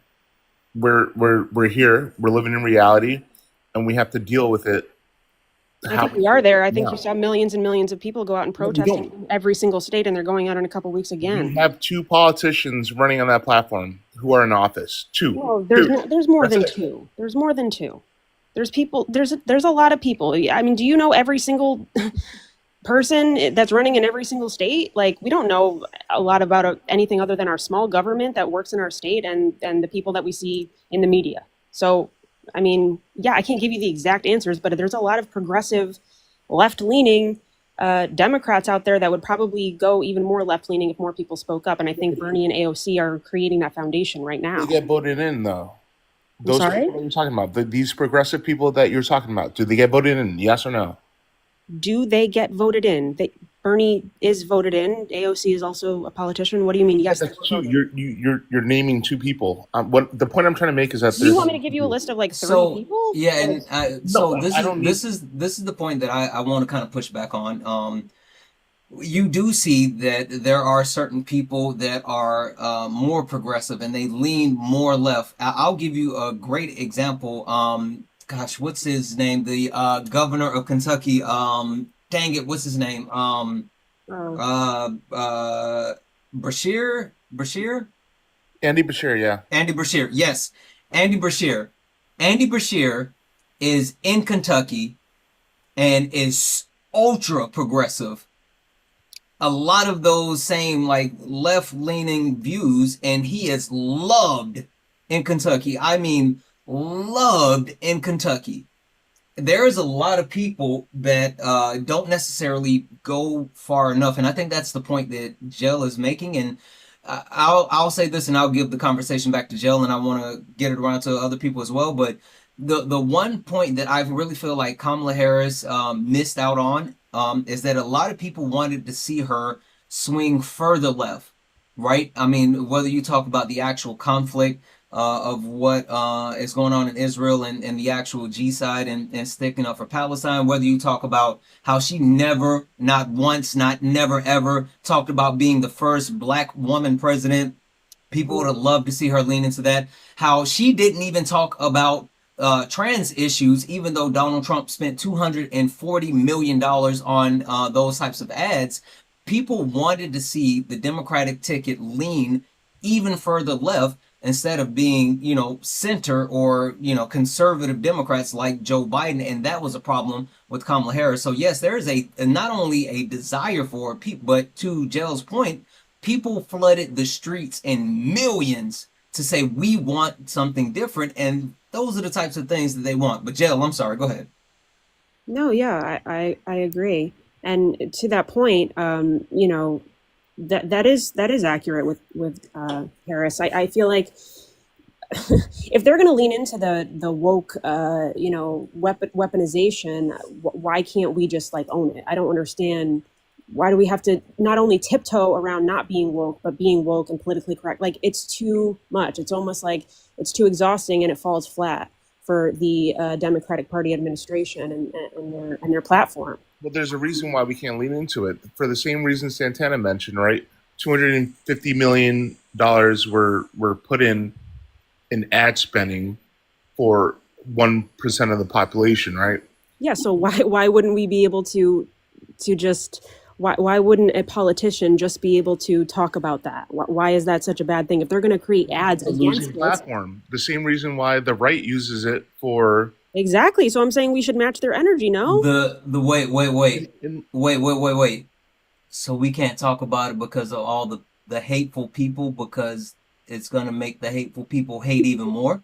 No, what I'm saying is we can support them once we're in office, right? But we should not be using it as a platform part. Well, I disagree, but we're just going to have to agree to disagree. And we don't have that platform individually, so we'll see what happens. But I am a very hopeful person. Maybe that's ignorance, but I really truly think this is a huge shift in our society and our government. I really think people are starting to realize that we need something different. We need something really big, and it's not what's happening right now. But thanks Trump for making everyone realize that. Thanks, Trump. Okay, all right, give me 1 second. Let me read these off real quick because I don't want to get too far behind. Guys, massive, insane amount of W's in the chat for Carol, who sent a $50 donation to go towards the nightly donation goal. Carol, you are absolutely too kind. Thank you so much for that $50 donation. Carol, you're awesome. Massive W's in the chat for Uncle B. What up, Uncle B? I see you on the panel. Uncle B sent a $10 donation to go towards the nightly donation goal. And also massive W's to Vernon. Vernon sent a $5 donation to go towards the nightly donation goal, saying, remember when MAGA said Tesla was woke because it was electric vehicles and hated it? Now Trump sits in one and they will jump off a cliff in the name of Tesla. MAGA, the cult of hypocrisy, willfully ignorant and double standard. Also, why is J.K. Rowling beefing with asexual people now? I don't know. J.K. Rowling is weird. You know what's funny? I was having a conversation with my therapist last week in our session on Friday, and I told her, I was like, people are weird. And she just laughed and said, yes, people are weird. That's my professional and personal opinion. So listen, even my therapist said people are weird. Anyway, guys, W's in the chat for everyone. That means we only have $87 to close out our nightly donation goal. Cash App, PayPal, Venmo, all the pay links are in the link tree in the bio. Santana Speaks 24, best way to support the live. Everything is accepted. Anything is appreciated. I know we can knock that out. Also, YouTube super chat if you want to donate. Jill, any last points before I drop you down, my friend? Yeah, and thank you so much, Santana. I really appreciate it. I do have one point I wanted to make. I wanted to address the deal breaker red line with maritime. I just wanted to ask because not a lot of people, I had spoken to a couple other Trump supporters tonight and not many people knew about this. So Trump had kind of like a casual interview with a journalist yesterday or the day before, and he he was asked about the El Salvadorian prison and undocumented immigrants, and Trump had a very casual response. So if you don't mind, I'm just going to kind of read like a short quote from what his response was.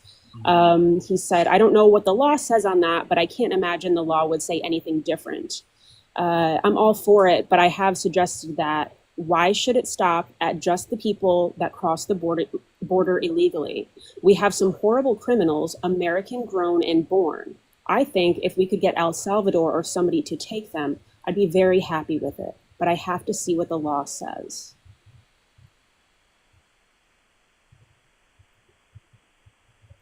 So, Maritime, would you like to respond? No, I think some lines. I think he crosses a lot of lines.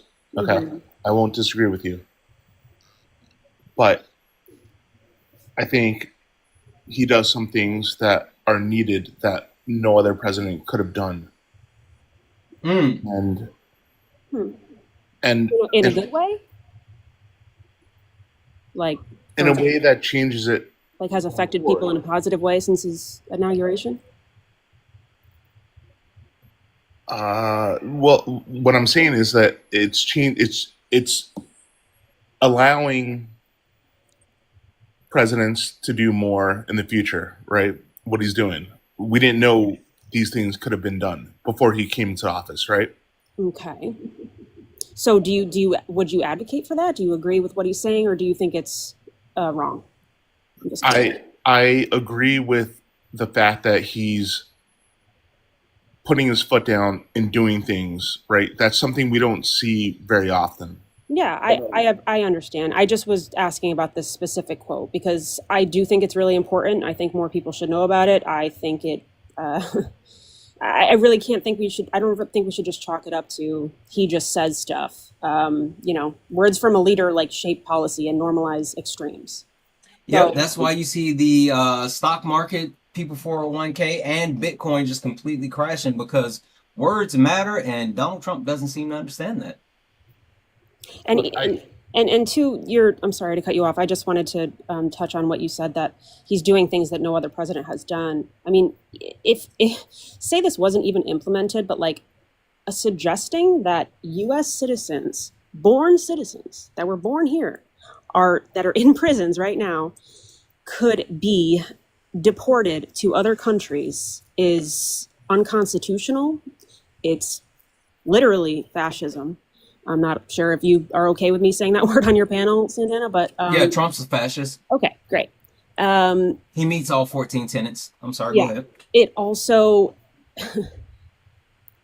I mean, it's morally disqualifying, but it also completely disregards the American bypasses the justice system that we have. So, I mean, saying that, like, removing sentencing power from the judiciary is calling for a separation of powers, which undermines our independence, which is like the foundation of a non-authoritarian legal structure. And he admits he doesn't even know the law, but he wants to pass it anyway. I mean, it's just insane to me. So I just wanted to. Well, I disagree, Jel, because who doesn't want to actually rule with the feelings in their tum-tum? I mean, like, why do we have to know anything when we can just, rule based on how we feel?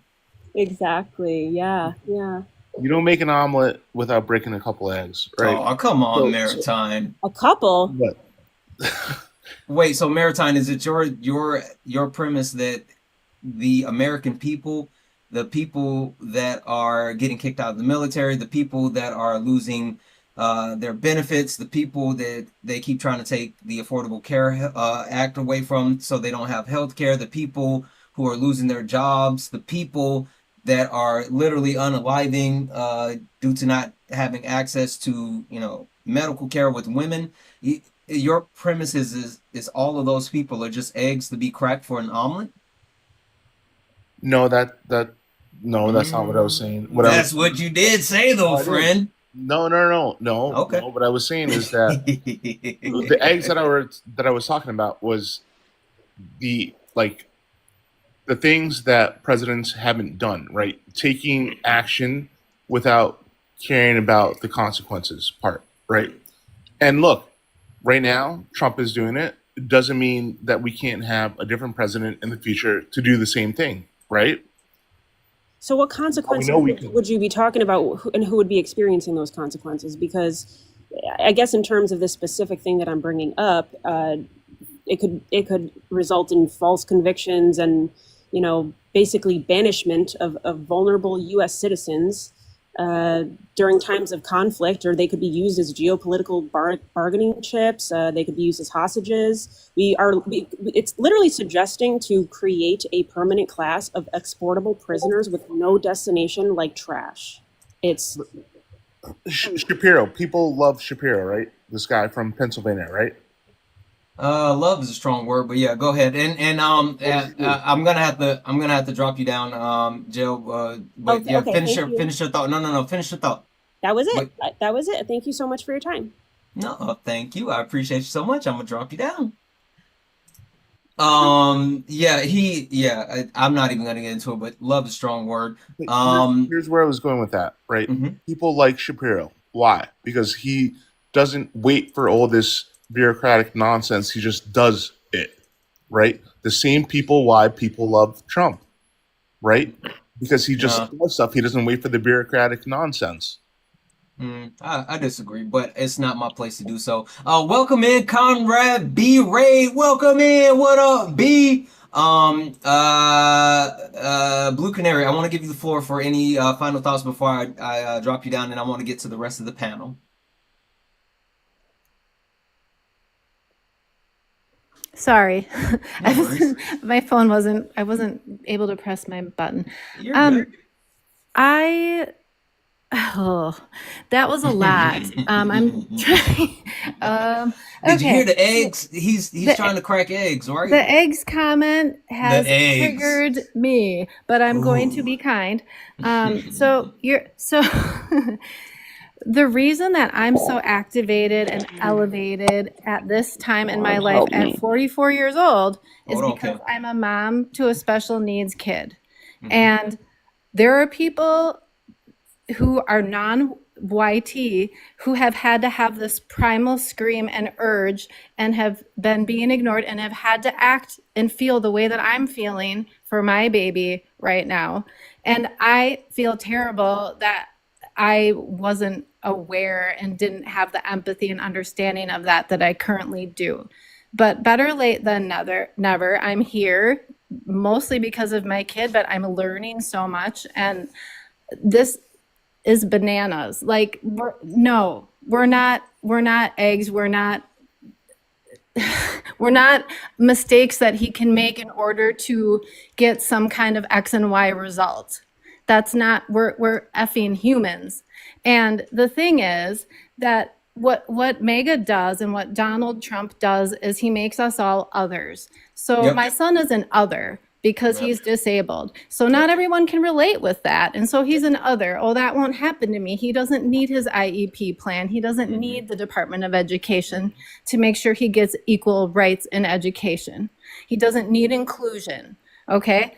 But not only that, right now I'm seeing it currently happening to brown people that are getting deported without due process, which is completely illegal and against our Constitution, which is what MAGA claims they love so much. But it's really the flag that they love, not the Constitution. Okay.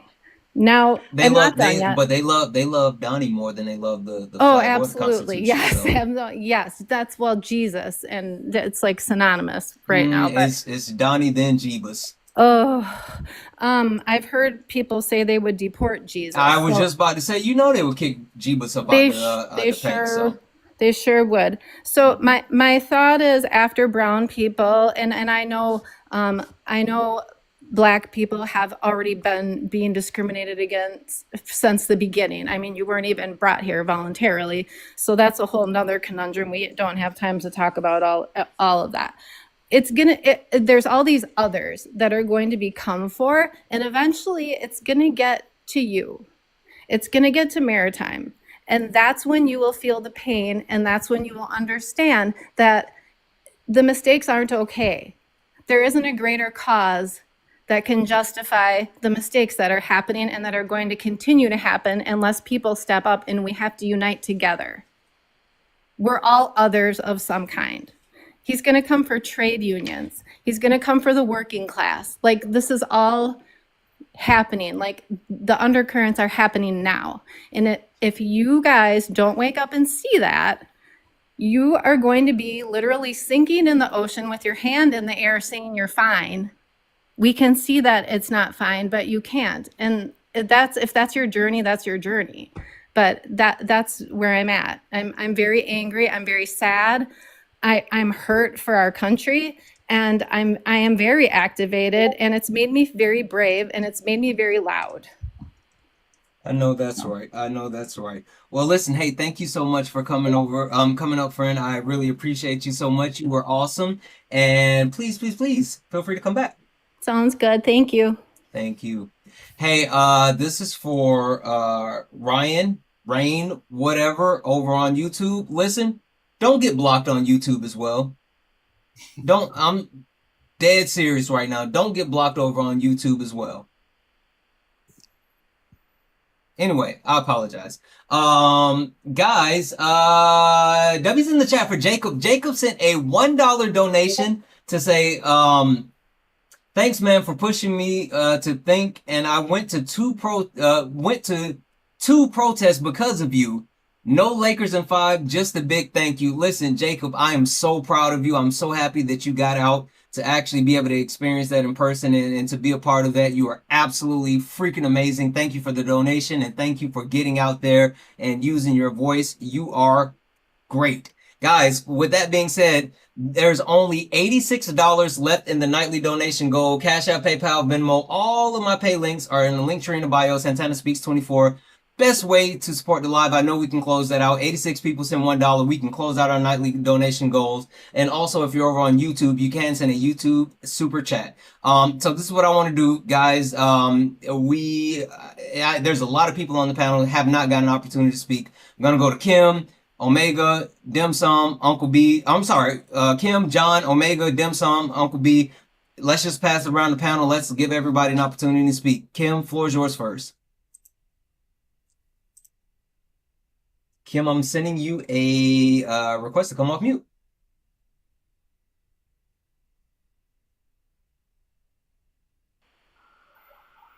Kim going once. Kim going twice. Oh, okay, Kim. I'm gonna drop you down. You can come back next time, friend. Bye. I love you. I love you. Bye. Bye. All right. John, floor is yours. Oh, hey, what's up? So What up, I know John?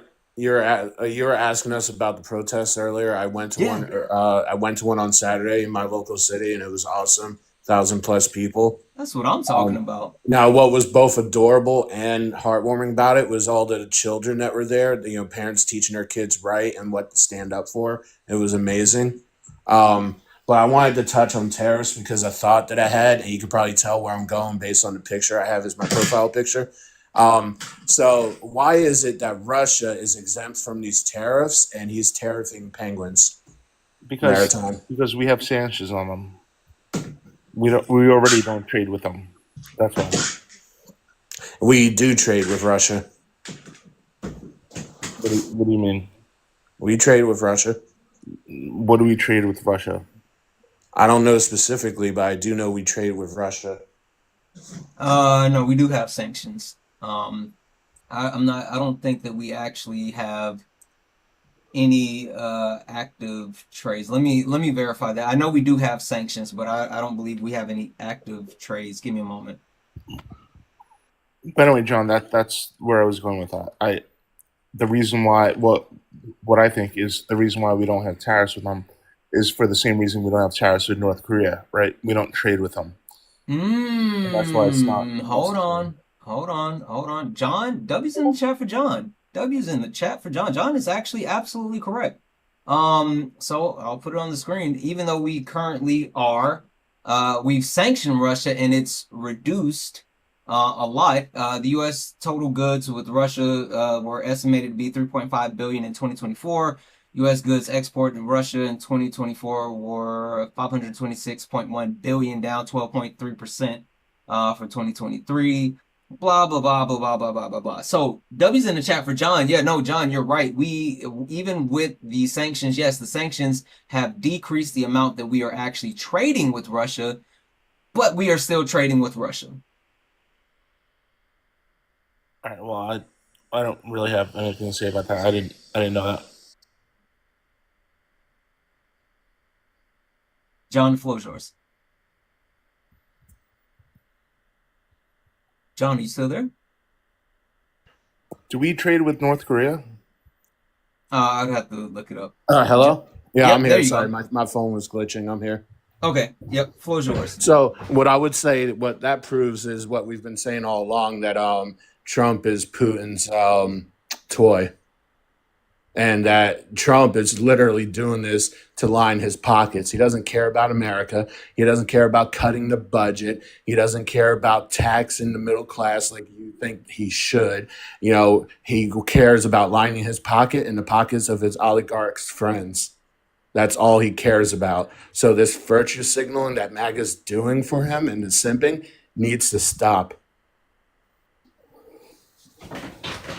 Well, I hear your take. I don't agree with it. I think that for a long time we should have been doing something and we didn't. And he's the first one to do something about it. He's not doing anything about it, though. He's literally just lining his own pockets. He's tanking the economy. Have you seen how bad the stock has crashed and continues to crash? Have you seen that, like, even if we do lower the rate, that would just, the rate, with the treasury or whatever, that it would just tank the economy further. And what y'all don't realize is that even on American goods that are made in America, those American goods are made with parts from other countries. So these goods that are being made in America would still go up in cost because they're being passed back and forth between other countries that we are tariffing. So that all that's going to do is pass the cost on to the consumers. And you think prices are bad now? You think the economy was bad under Biden, which it wasn't? It's going to get to the point where you think it was under Biden. So the economy that you thought it was under Biden is what it's going to become now. Which brings me back to the eggs omelet thing, right? Yes, it's not perfect. I agree, right? It was a blanket tariff. Thoughts weren't put into, how it would affect everyone. But something was done, right? Which is... Yeah, I hear you. Omega, jump in.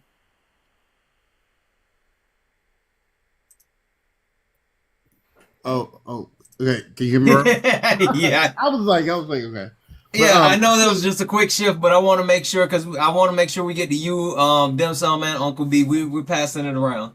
Okay. All I hear from Maritime is,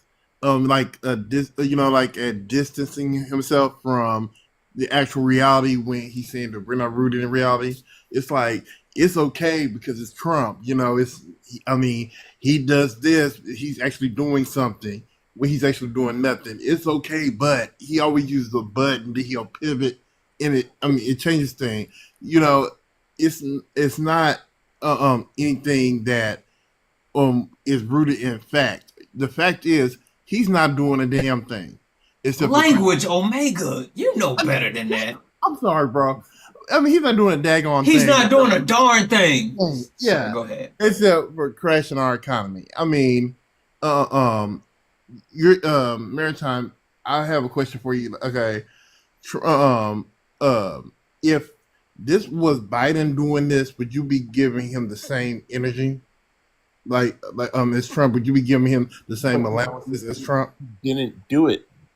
But no, that's regardless of the fact. Would you be giving him the same allowances? Probably. Yeah. Anyone can do it. Listen. Say that with your chest, bro. Yeah, listen. I know this is late nights and not sparring, but dang it, Maritime. I got a simple question for you. Sure. Why the fuck you lying? Why you always lying? Oh my God, stop fucking lying. You know No, you no, would. Santana, You know watch your you would be language. Your all. mom's watching. I know. That's why I said I normally don't do this here, but whatever. Come on, you wouldn't be giving Biden that much leeway. You wouldn't give him a pass at all, bro. Come on, That's not true. Maritime. That's not true. That's not true. Okay. Look, I'm being honest. I would give the same respect for anyone who went above and beyond and did things without caring about the bureaucratic, stop gates. I'm gonna need you to say that and be convincing, man. I'm sorry. I gotta need you to be convincing when you say that. Because you up here talking about that you have to break a few eggs to get to a solution, which is what's her name said up here just a little while ago. We're not eggs. You can't play with people's lives and just throw the dice. We're not shooting craps. So I mean, I wasn't referring why would you to get people as eggs, by the way? But that's. I mean, you didn't say that, but you unintentionally did say that. Like that's the thing. Like you didn't realize that's how you were going about it, but like the collateral damage as far as being able, whether you were necessarily saying like, oh, forget the rules, I'm gonna push through, blah blah blah. Like, cool, we hear you, but again, that collateral damage are those people that are quote unquote end up being eggs. So I know that's not specifically what you were saying, but that is the collateral damage that's a part of it as well. Okay, fair. All right. I didn't think about that. No worries. W's in the chat for Blue Canary, who sent a $20 donation to say for your broken egg fund. W's in the chat for Blue Canary. Thank you so much for that $20 towards the broken egg fund. Guys, $66 left to close out the nightly donation goal. Cash App, PayPal, Venmo, all the pay links in the bio. All right, hold on one second, Omega. Dim Sum, floor is yours. What do you got? All right, can y'all hear me? Yes, sir. All right, so I'm sorry, I ain't trying to rant. Dim Sum, you big dummy. Yes, sir. How the party? I said, listen, I thought me and you were gonna be the only one that got that one. Right, no, it was a couple in the chat. But, I know. I was surprised. Anyway, go ahead. I'm sorry. And Maritime, this is not definitely towards you at all. Oh, not. But I don't want you to take offense to it, but hey, hopefully you don't. So long story short, everybody was talking about tariffs. I still wanted to go back to kind of like the tax cuts or whatnot. What they were talking about, the tax cuts for the rich. Now, let me key you on something a lot of people don't probably aren't really aware of, and you probably are. You probably just don't care. Historic evidence basically states that evidence regarding the impact of tax cuts on the wealthy actually can create job creations. For example, during the periods of, let's say, the Bush tax cuts and the Trump tax cuts, job growth did not correlate with the amount of tax relief provided to the wealthy, period.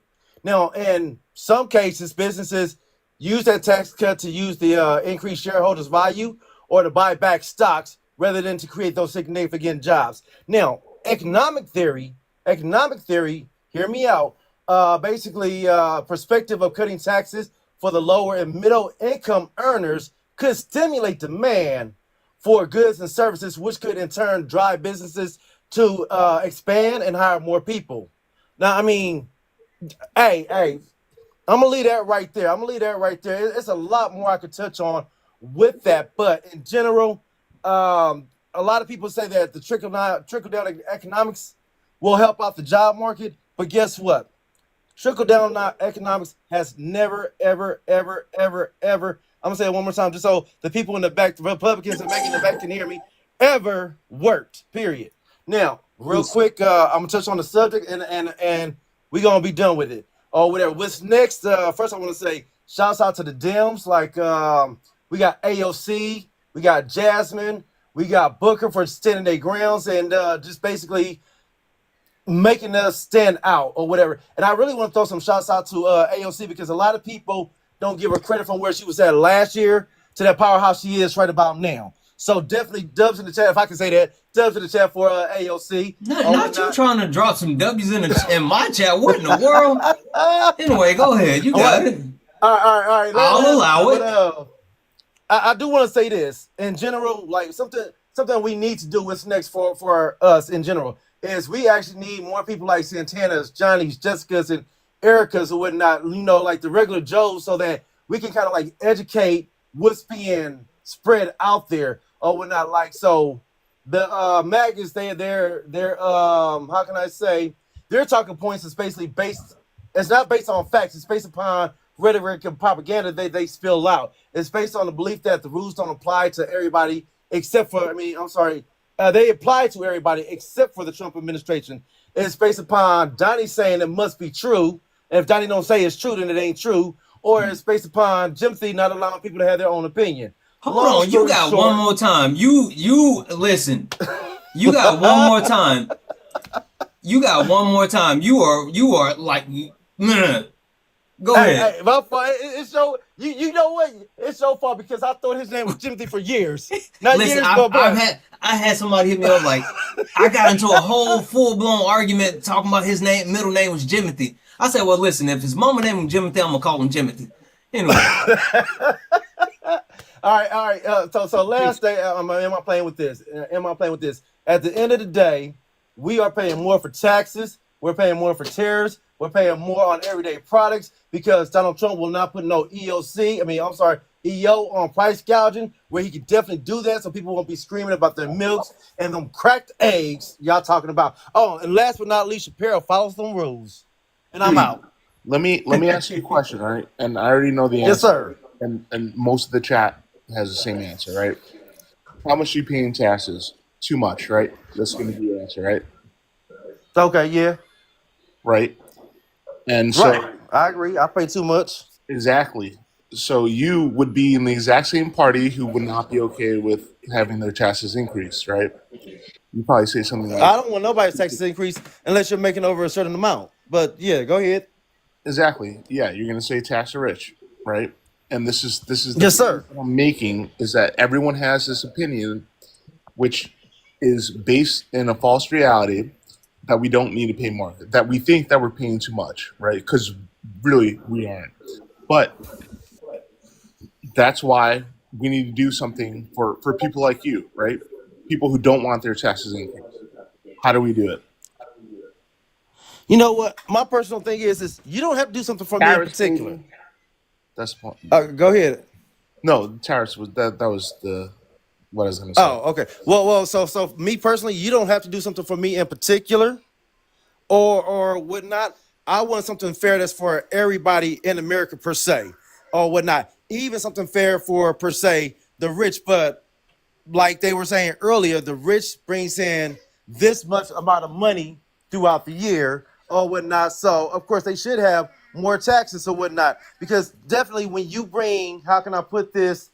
When you give when you give tax breaks to the middle and lower class, you know what we're going to do with it? We're just going to take that money and we're going to spend it and give it to the rich people anyway. So they have more incentive to giving it to us because we're going to put it back out there and it's going to boost the economy. Absolutely. Listen, I'm going to move it on to Uncle B. I just want to do two quick things. One, massive, insane amount. Guys, I want to see for the rest of the live, I want to see W's in the chat for Carol. Carol sent a $66 donation to close out the nightly donation goal. Massive W's in the chat for Carol. Thank you so much for that. And second thing, I want to let you know, Maritime, I know you're over here on the TikTok side, but man, you are getting flamed over on YouTube. Well, they are wearing you out in the YouTube chat. The YouTube is wicked, and they are flaming you over in the YouTube chat. Anyway, Uncle B, say again. What's going on, man? Yeah. I tell you, Santana, man, when I grow up, I want to be just like you. Oh, whatever, Uncle B. I'm trying to be like you when I get older. No, man. You and Jesse, y'all some real ones. Now Jessica Simone. Now Jessica Simone, the real one. Love us some Jessica Simone. Yeah, but I just wanted to come on and say that I'm doing an audio book, and it should be ready in about a month. But okay. yeah, did you get a chance to get into it yet? I haven't. So I'm just now. I'm working through two other books. Right. I have a personal book that I was reading, and then my therapist gave me an ADHD book that I'm reading as well. So I'm making it through those, but I'm actually going to be taking a flight soon. So I was thinking I might actually read it while I'm on the flight. All right, that'll work. It's an easy read. I know. You're gonna go through it in like 2 hours. You be done with it. And that's what I was thinking, because the flight that I have to take is going to be about almost 2.5 hours. So I was thinking that's what I might do. Yeah, and one other thing, man, if you can holler, I seen you on some heavyweights. I mean, you're a heavyweight yourself, but I seen you on a few panels, and man, you know some people. What, Uncle B? Did you just call me fat? No. No, I'm just messing with you. But anyway, man, if you can, I'm trying to get an Ange, Zeus. I'm trying to get them guys to get an address or something so I can send them a book. But if you can do me a favor, once you read the book, kind of put it out there for me. Oh yeah. I can definitely do. I'll let Zeus know that you're trying to get to him. That's my brother. I love me some Zeus. W's in the chat for Zeus. He's not watching right now. He's not watching right now because it's too late for Zeus. But let's just say it, guys. We can all admit I'm way more handsome than Zeus. Yeah. So I'm way more handsome than Zeus. So, but yeah, no, absolutely. I would do so for sure, Uncle B. A Brother's Redemption. If anybody want to take a look, I have a link on my profile. Yep, absolutely. Well, anything else for you, Uncle B? No, I'm good, man. You take it easy. All right, perfect. I'm gonna go ahead and drop you down. Thank you, Uncle B. I'm gonna drop down soon, so let's find common ground here, okay? Well, so listen, we were almost at. Can you see the timer on the screen? Yeah. So we are almost. It's what I like to call T-shirt time, right? So I don't know if you got a couple more minutes just to hang out, but if you do, then we will actually, that'll be the end of the live. So you gotta, you have a few minutes left. All right. I'll stay on. We'll at the end of the timer, we'll talk about the common ground part. Okay. Yeah. Well. Yeah. No. We'll get into it. I know someone real quick. Someone asked the question. Let me do this real quick. Sorry. Someone in the chat asked the question, what is the name of the ADHD book that I am currently reading? I will do this real quick. Boom. And I will put it here. You guys should be able to. There it is. If anyone is interested, it's a really good read. A lot of great information. Talks about like the different medication, the medication approach. Not only medication, but also the different things that you need to balance out your overall life. Blah blah blah blah blah. Anyway, really good read for anyone who has been diagnosed with ADHD like myself. So. All right, so guys, we got a couple of minutes left, and I want to just open up the panel, and I want to pass it around, right, to Maritime's point, and to the point that I started at the beginning of the actual live. What's next? How do we move forward? So, Omega, I'm going to start with you. What's next? How do we move forward? We move forward when everybody realizes that this is not a race thing. This is not a sexism thing. This is a class thing. That we come together and realize that everybody has the right to, what's that? Life, liberty, and pursuit of happiness. We'll be better off. I mean, until then, we're just going to be punching down in the wind. So. Yeah, you're absolutely right. And I think until we actually we do that, we're not going to be able to move forward at all. So anyway, I appreciate you, my brother. Thank you for coming up. All right, bro. What are you guys talking about over in the YouTube chat? I'm telling you, guys, if you're not following me on YouTube, follow me on YouTube. But at some point, just go over to YouTube and like watch the chat, because are you guys talking about like frozen patties? What is happening? The YouTube chat is like unhinged. Anyway, John, what about you? Like, Okay. what's next? How do we move forward? Well, here's the thing, right? And it kind of connects to Maritime asking about coming together and all that, because I think that's something to do with moving forward. Here's the thing, right? We move forward. I don't know exactly how we can move forward because of the amount of irreparable damage that Trump and his cult is causing to this country at the moment. And here's the thing. I don't want to come together with MAGAs and Trump supporters. I have no remorse for them. I have no sympathy for them. And I have no common ground that I ever want to ever come together with them on, because they voted with money in their hearts and hate on their, money in their head and hatred in their hearts. That's all they cared about. They care about money more than they care about the rights of other people. They see all these rights that are being taken away from people, women having their bodies being controlled by others other than them. DEIA being eaten away, the Civil Rights Act being eaten away at, the transmissia and transphobia that's always a part of their discussions. And it is absolutely deplorable. And I have no desire whatsoever to have any common ground with any type of MAGA whatsoever.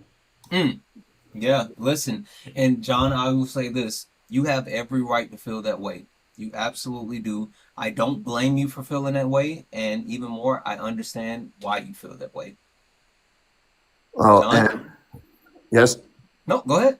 Oh, no. And it's like, now, if this was like maybe 10, 15 years ago when you had Republicans before Trump, I've never been a fan of Republicans my entire life, but at the very least, you can find some common ground with them. I wasn't a fan of Mitt Romney when he was running against Obama, but he was at least respectful, and he wasn't an outright, just straight up racist. He actually defended Obama against racism. I can't do it. And the common ground's just out the window. The way we move forward is we make our voices heard. We continue to do the protests that we were doing. We continue to fight back, and we turn out in 2028 and get Trump and put him out the pasture. I know that's right. W's in the chat for John. John, thank you for coming up. I appreciate you so much. You are awesome. No, you're awesome. And can we get some coconuts in the chat for Jessica Simone? I feel like you were about to say something that I didn't want to talk about, so I went on and dropped you. And we can put some W's in the chat for Jessica Simone. But I felt like you were going to follow up with something else after you said the coconut line, so we got you up out the paint. W's in the chat for D-Spec as well. Listen, D-Spec. D-Spec sent a $5 donation saying, for stepping on boundaries, my bad. Listen, D-Spec. Dim Sum, listen, we're family. And if we weren't family, then you would be crossing boundaries. But as long as we're family, you can swag jack. It's all good. You got it. D-Spec, what do you got? How do we come together? Or what does moving forward look like to you? Like, what's next? A lot of people might disagree with me on this one.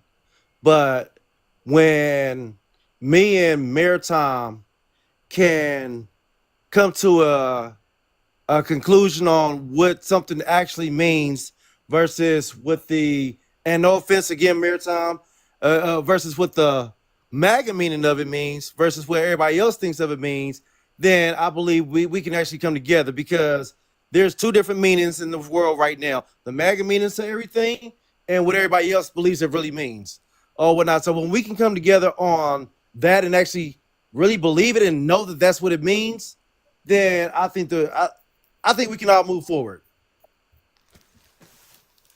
Yeah, I mean, I think there's definitely I think there's definitely something to be said to that, because D-Spec, I think you and I are like closer to the same age. You remember like before 2016 when people didn't talk about who they voted for? Like it wasn't like they didn't wear their politics on their sleeves. Right.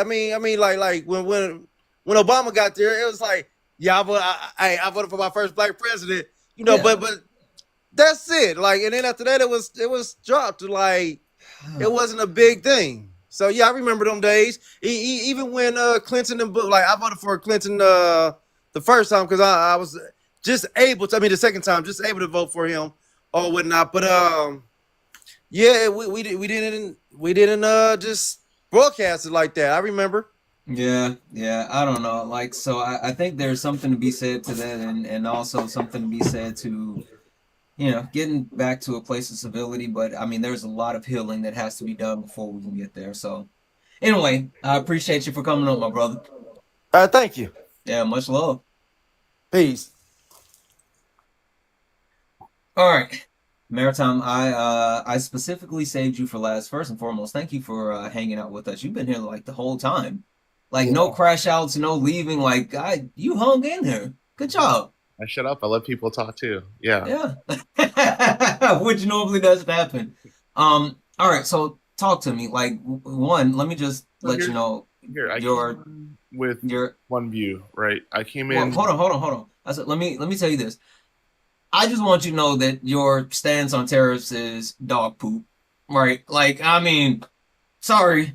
I don't agree with it. I mean, I understand your logic. I just don't agree with it. But with that being said, it's a thought. But I just had to get it out there. Anyway, go ahead. Look, I came in here with one view, and it was mainly about taxes, right? I heard a lot of different takes about other stuff that's also happening that negatively impacts them. Okay, so I hear you. I hear you on that. Now, I'm willing to renege on those aspects. What I'm not going to renege on is what you just said, like the taxes part about it. Like I know you not the taxes, the tariffs. I agree with taxes. I mean, to be clear, I think the taxes need to be raised on the upper class and the middle class. Like, I have no problem with paying more in taxes. So, Santana, taxes, I agree. I'm just talking about tariffs. Like, it's dumb. That's my opinion. Let me ask you: how do you raise taxes without saying that you're going to raise taxes? You don't, and you just do it. I mean, hell, that's what they all do. No, that's not an answer though. Like, but that's the truth. Opinion. How do you do it? No, and that's the truth though. Like, seriously. Tell me what president that has ever raised taxes actually said, I'm going to raise taxes. Because, of course, they've raised taxes. So what? Are you suggesting we don't tell them that we're going to raise taxes? Just like we get into office or... So let me ask you this. Which one do you think is a better approach? Telling someone that you are going to... or not telling someone that you're going to raise their taxes and then raising it, or telling someone that you're going to be able to reduce their grocery costs, their gas costs in a war on day one, all of these things, knowing that you can't do those things. Like, what do you think? I think that we should lie to people. We should tell them what they want to hear. Not the truth, because they can handle the truth. And then at the end of the day,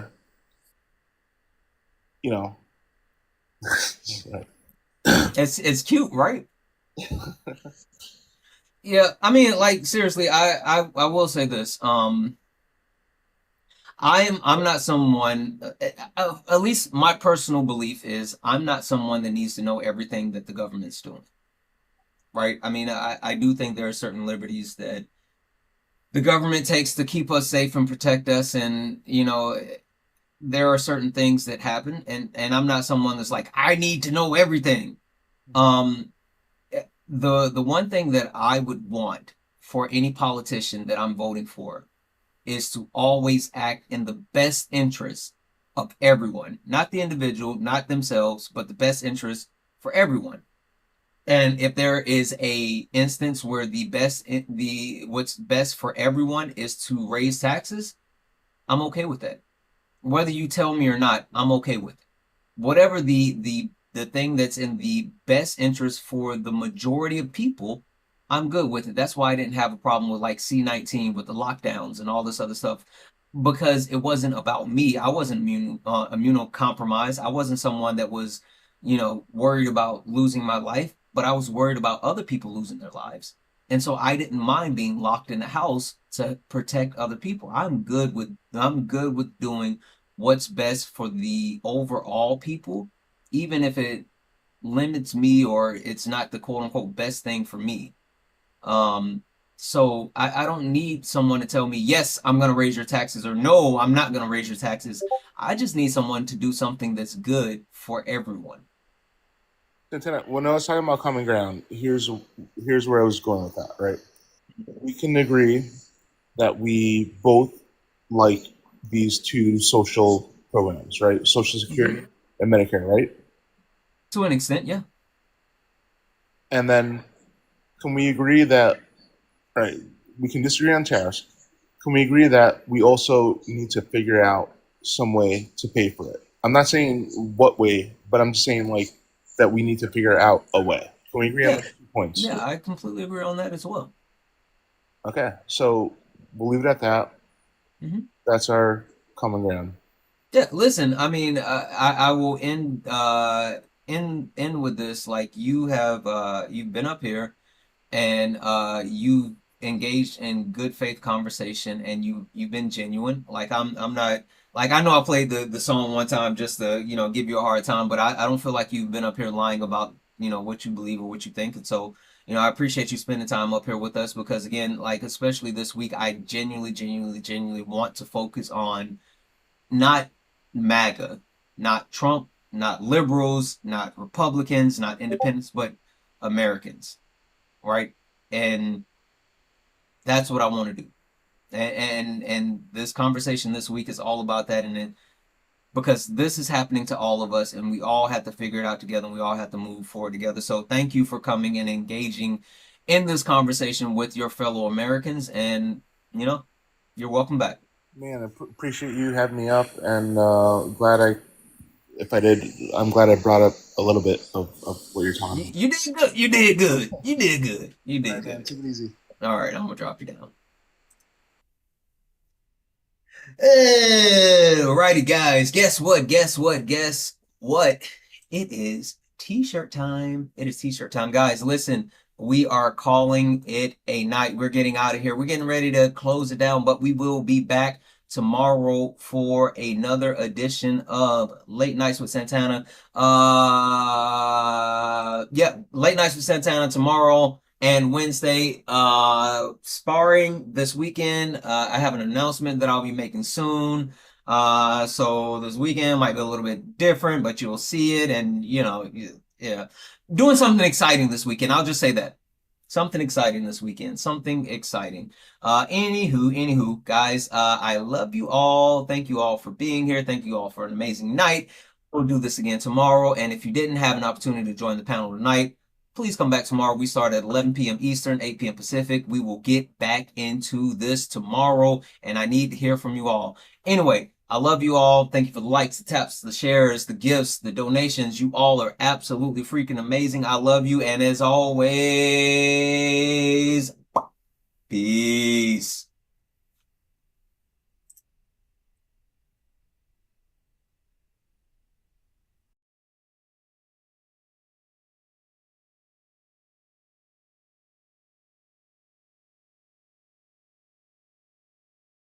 Amazing. I love you. And as always, peace.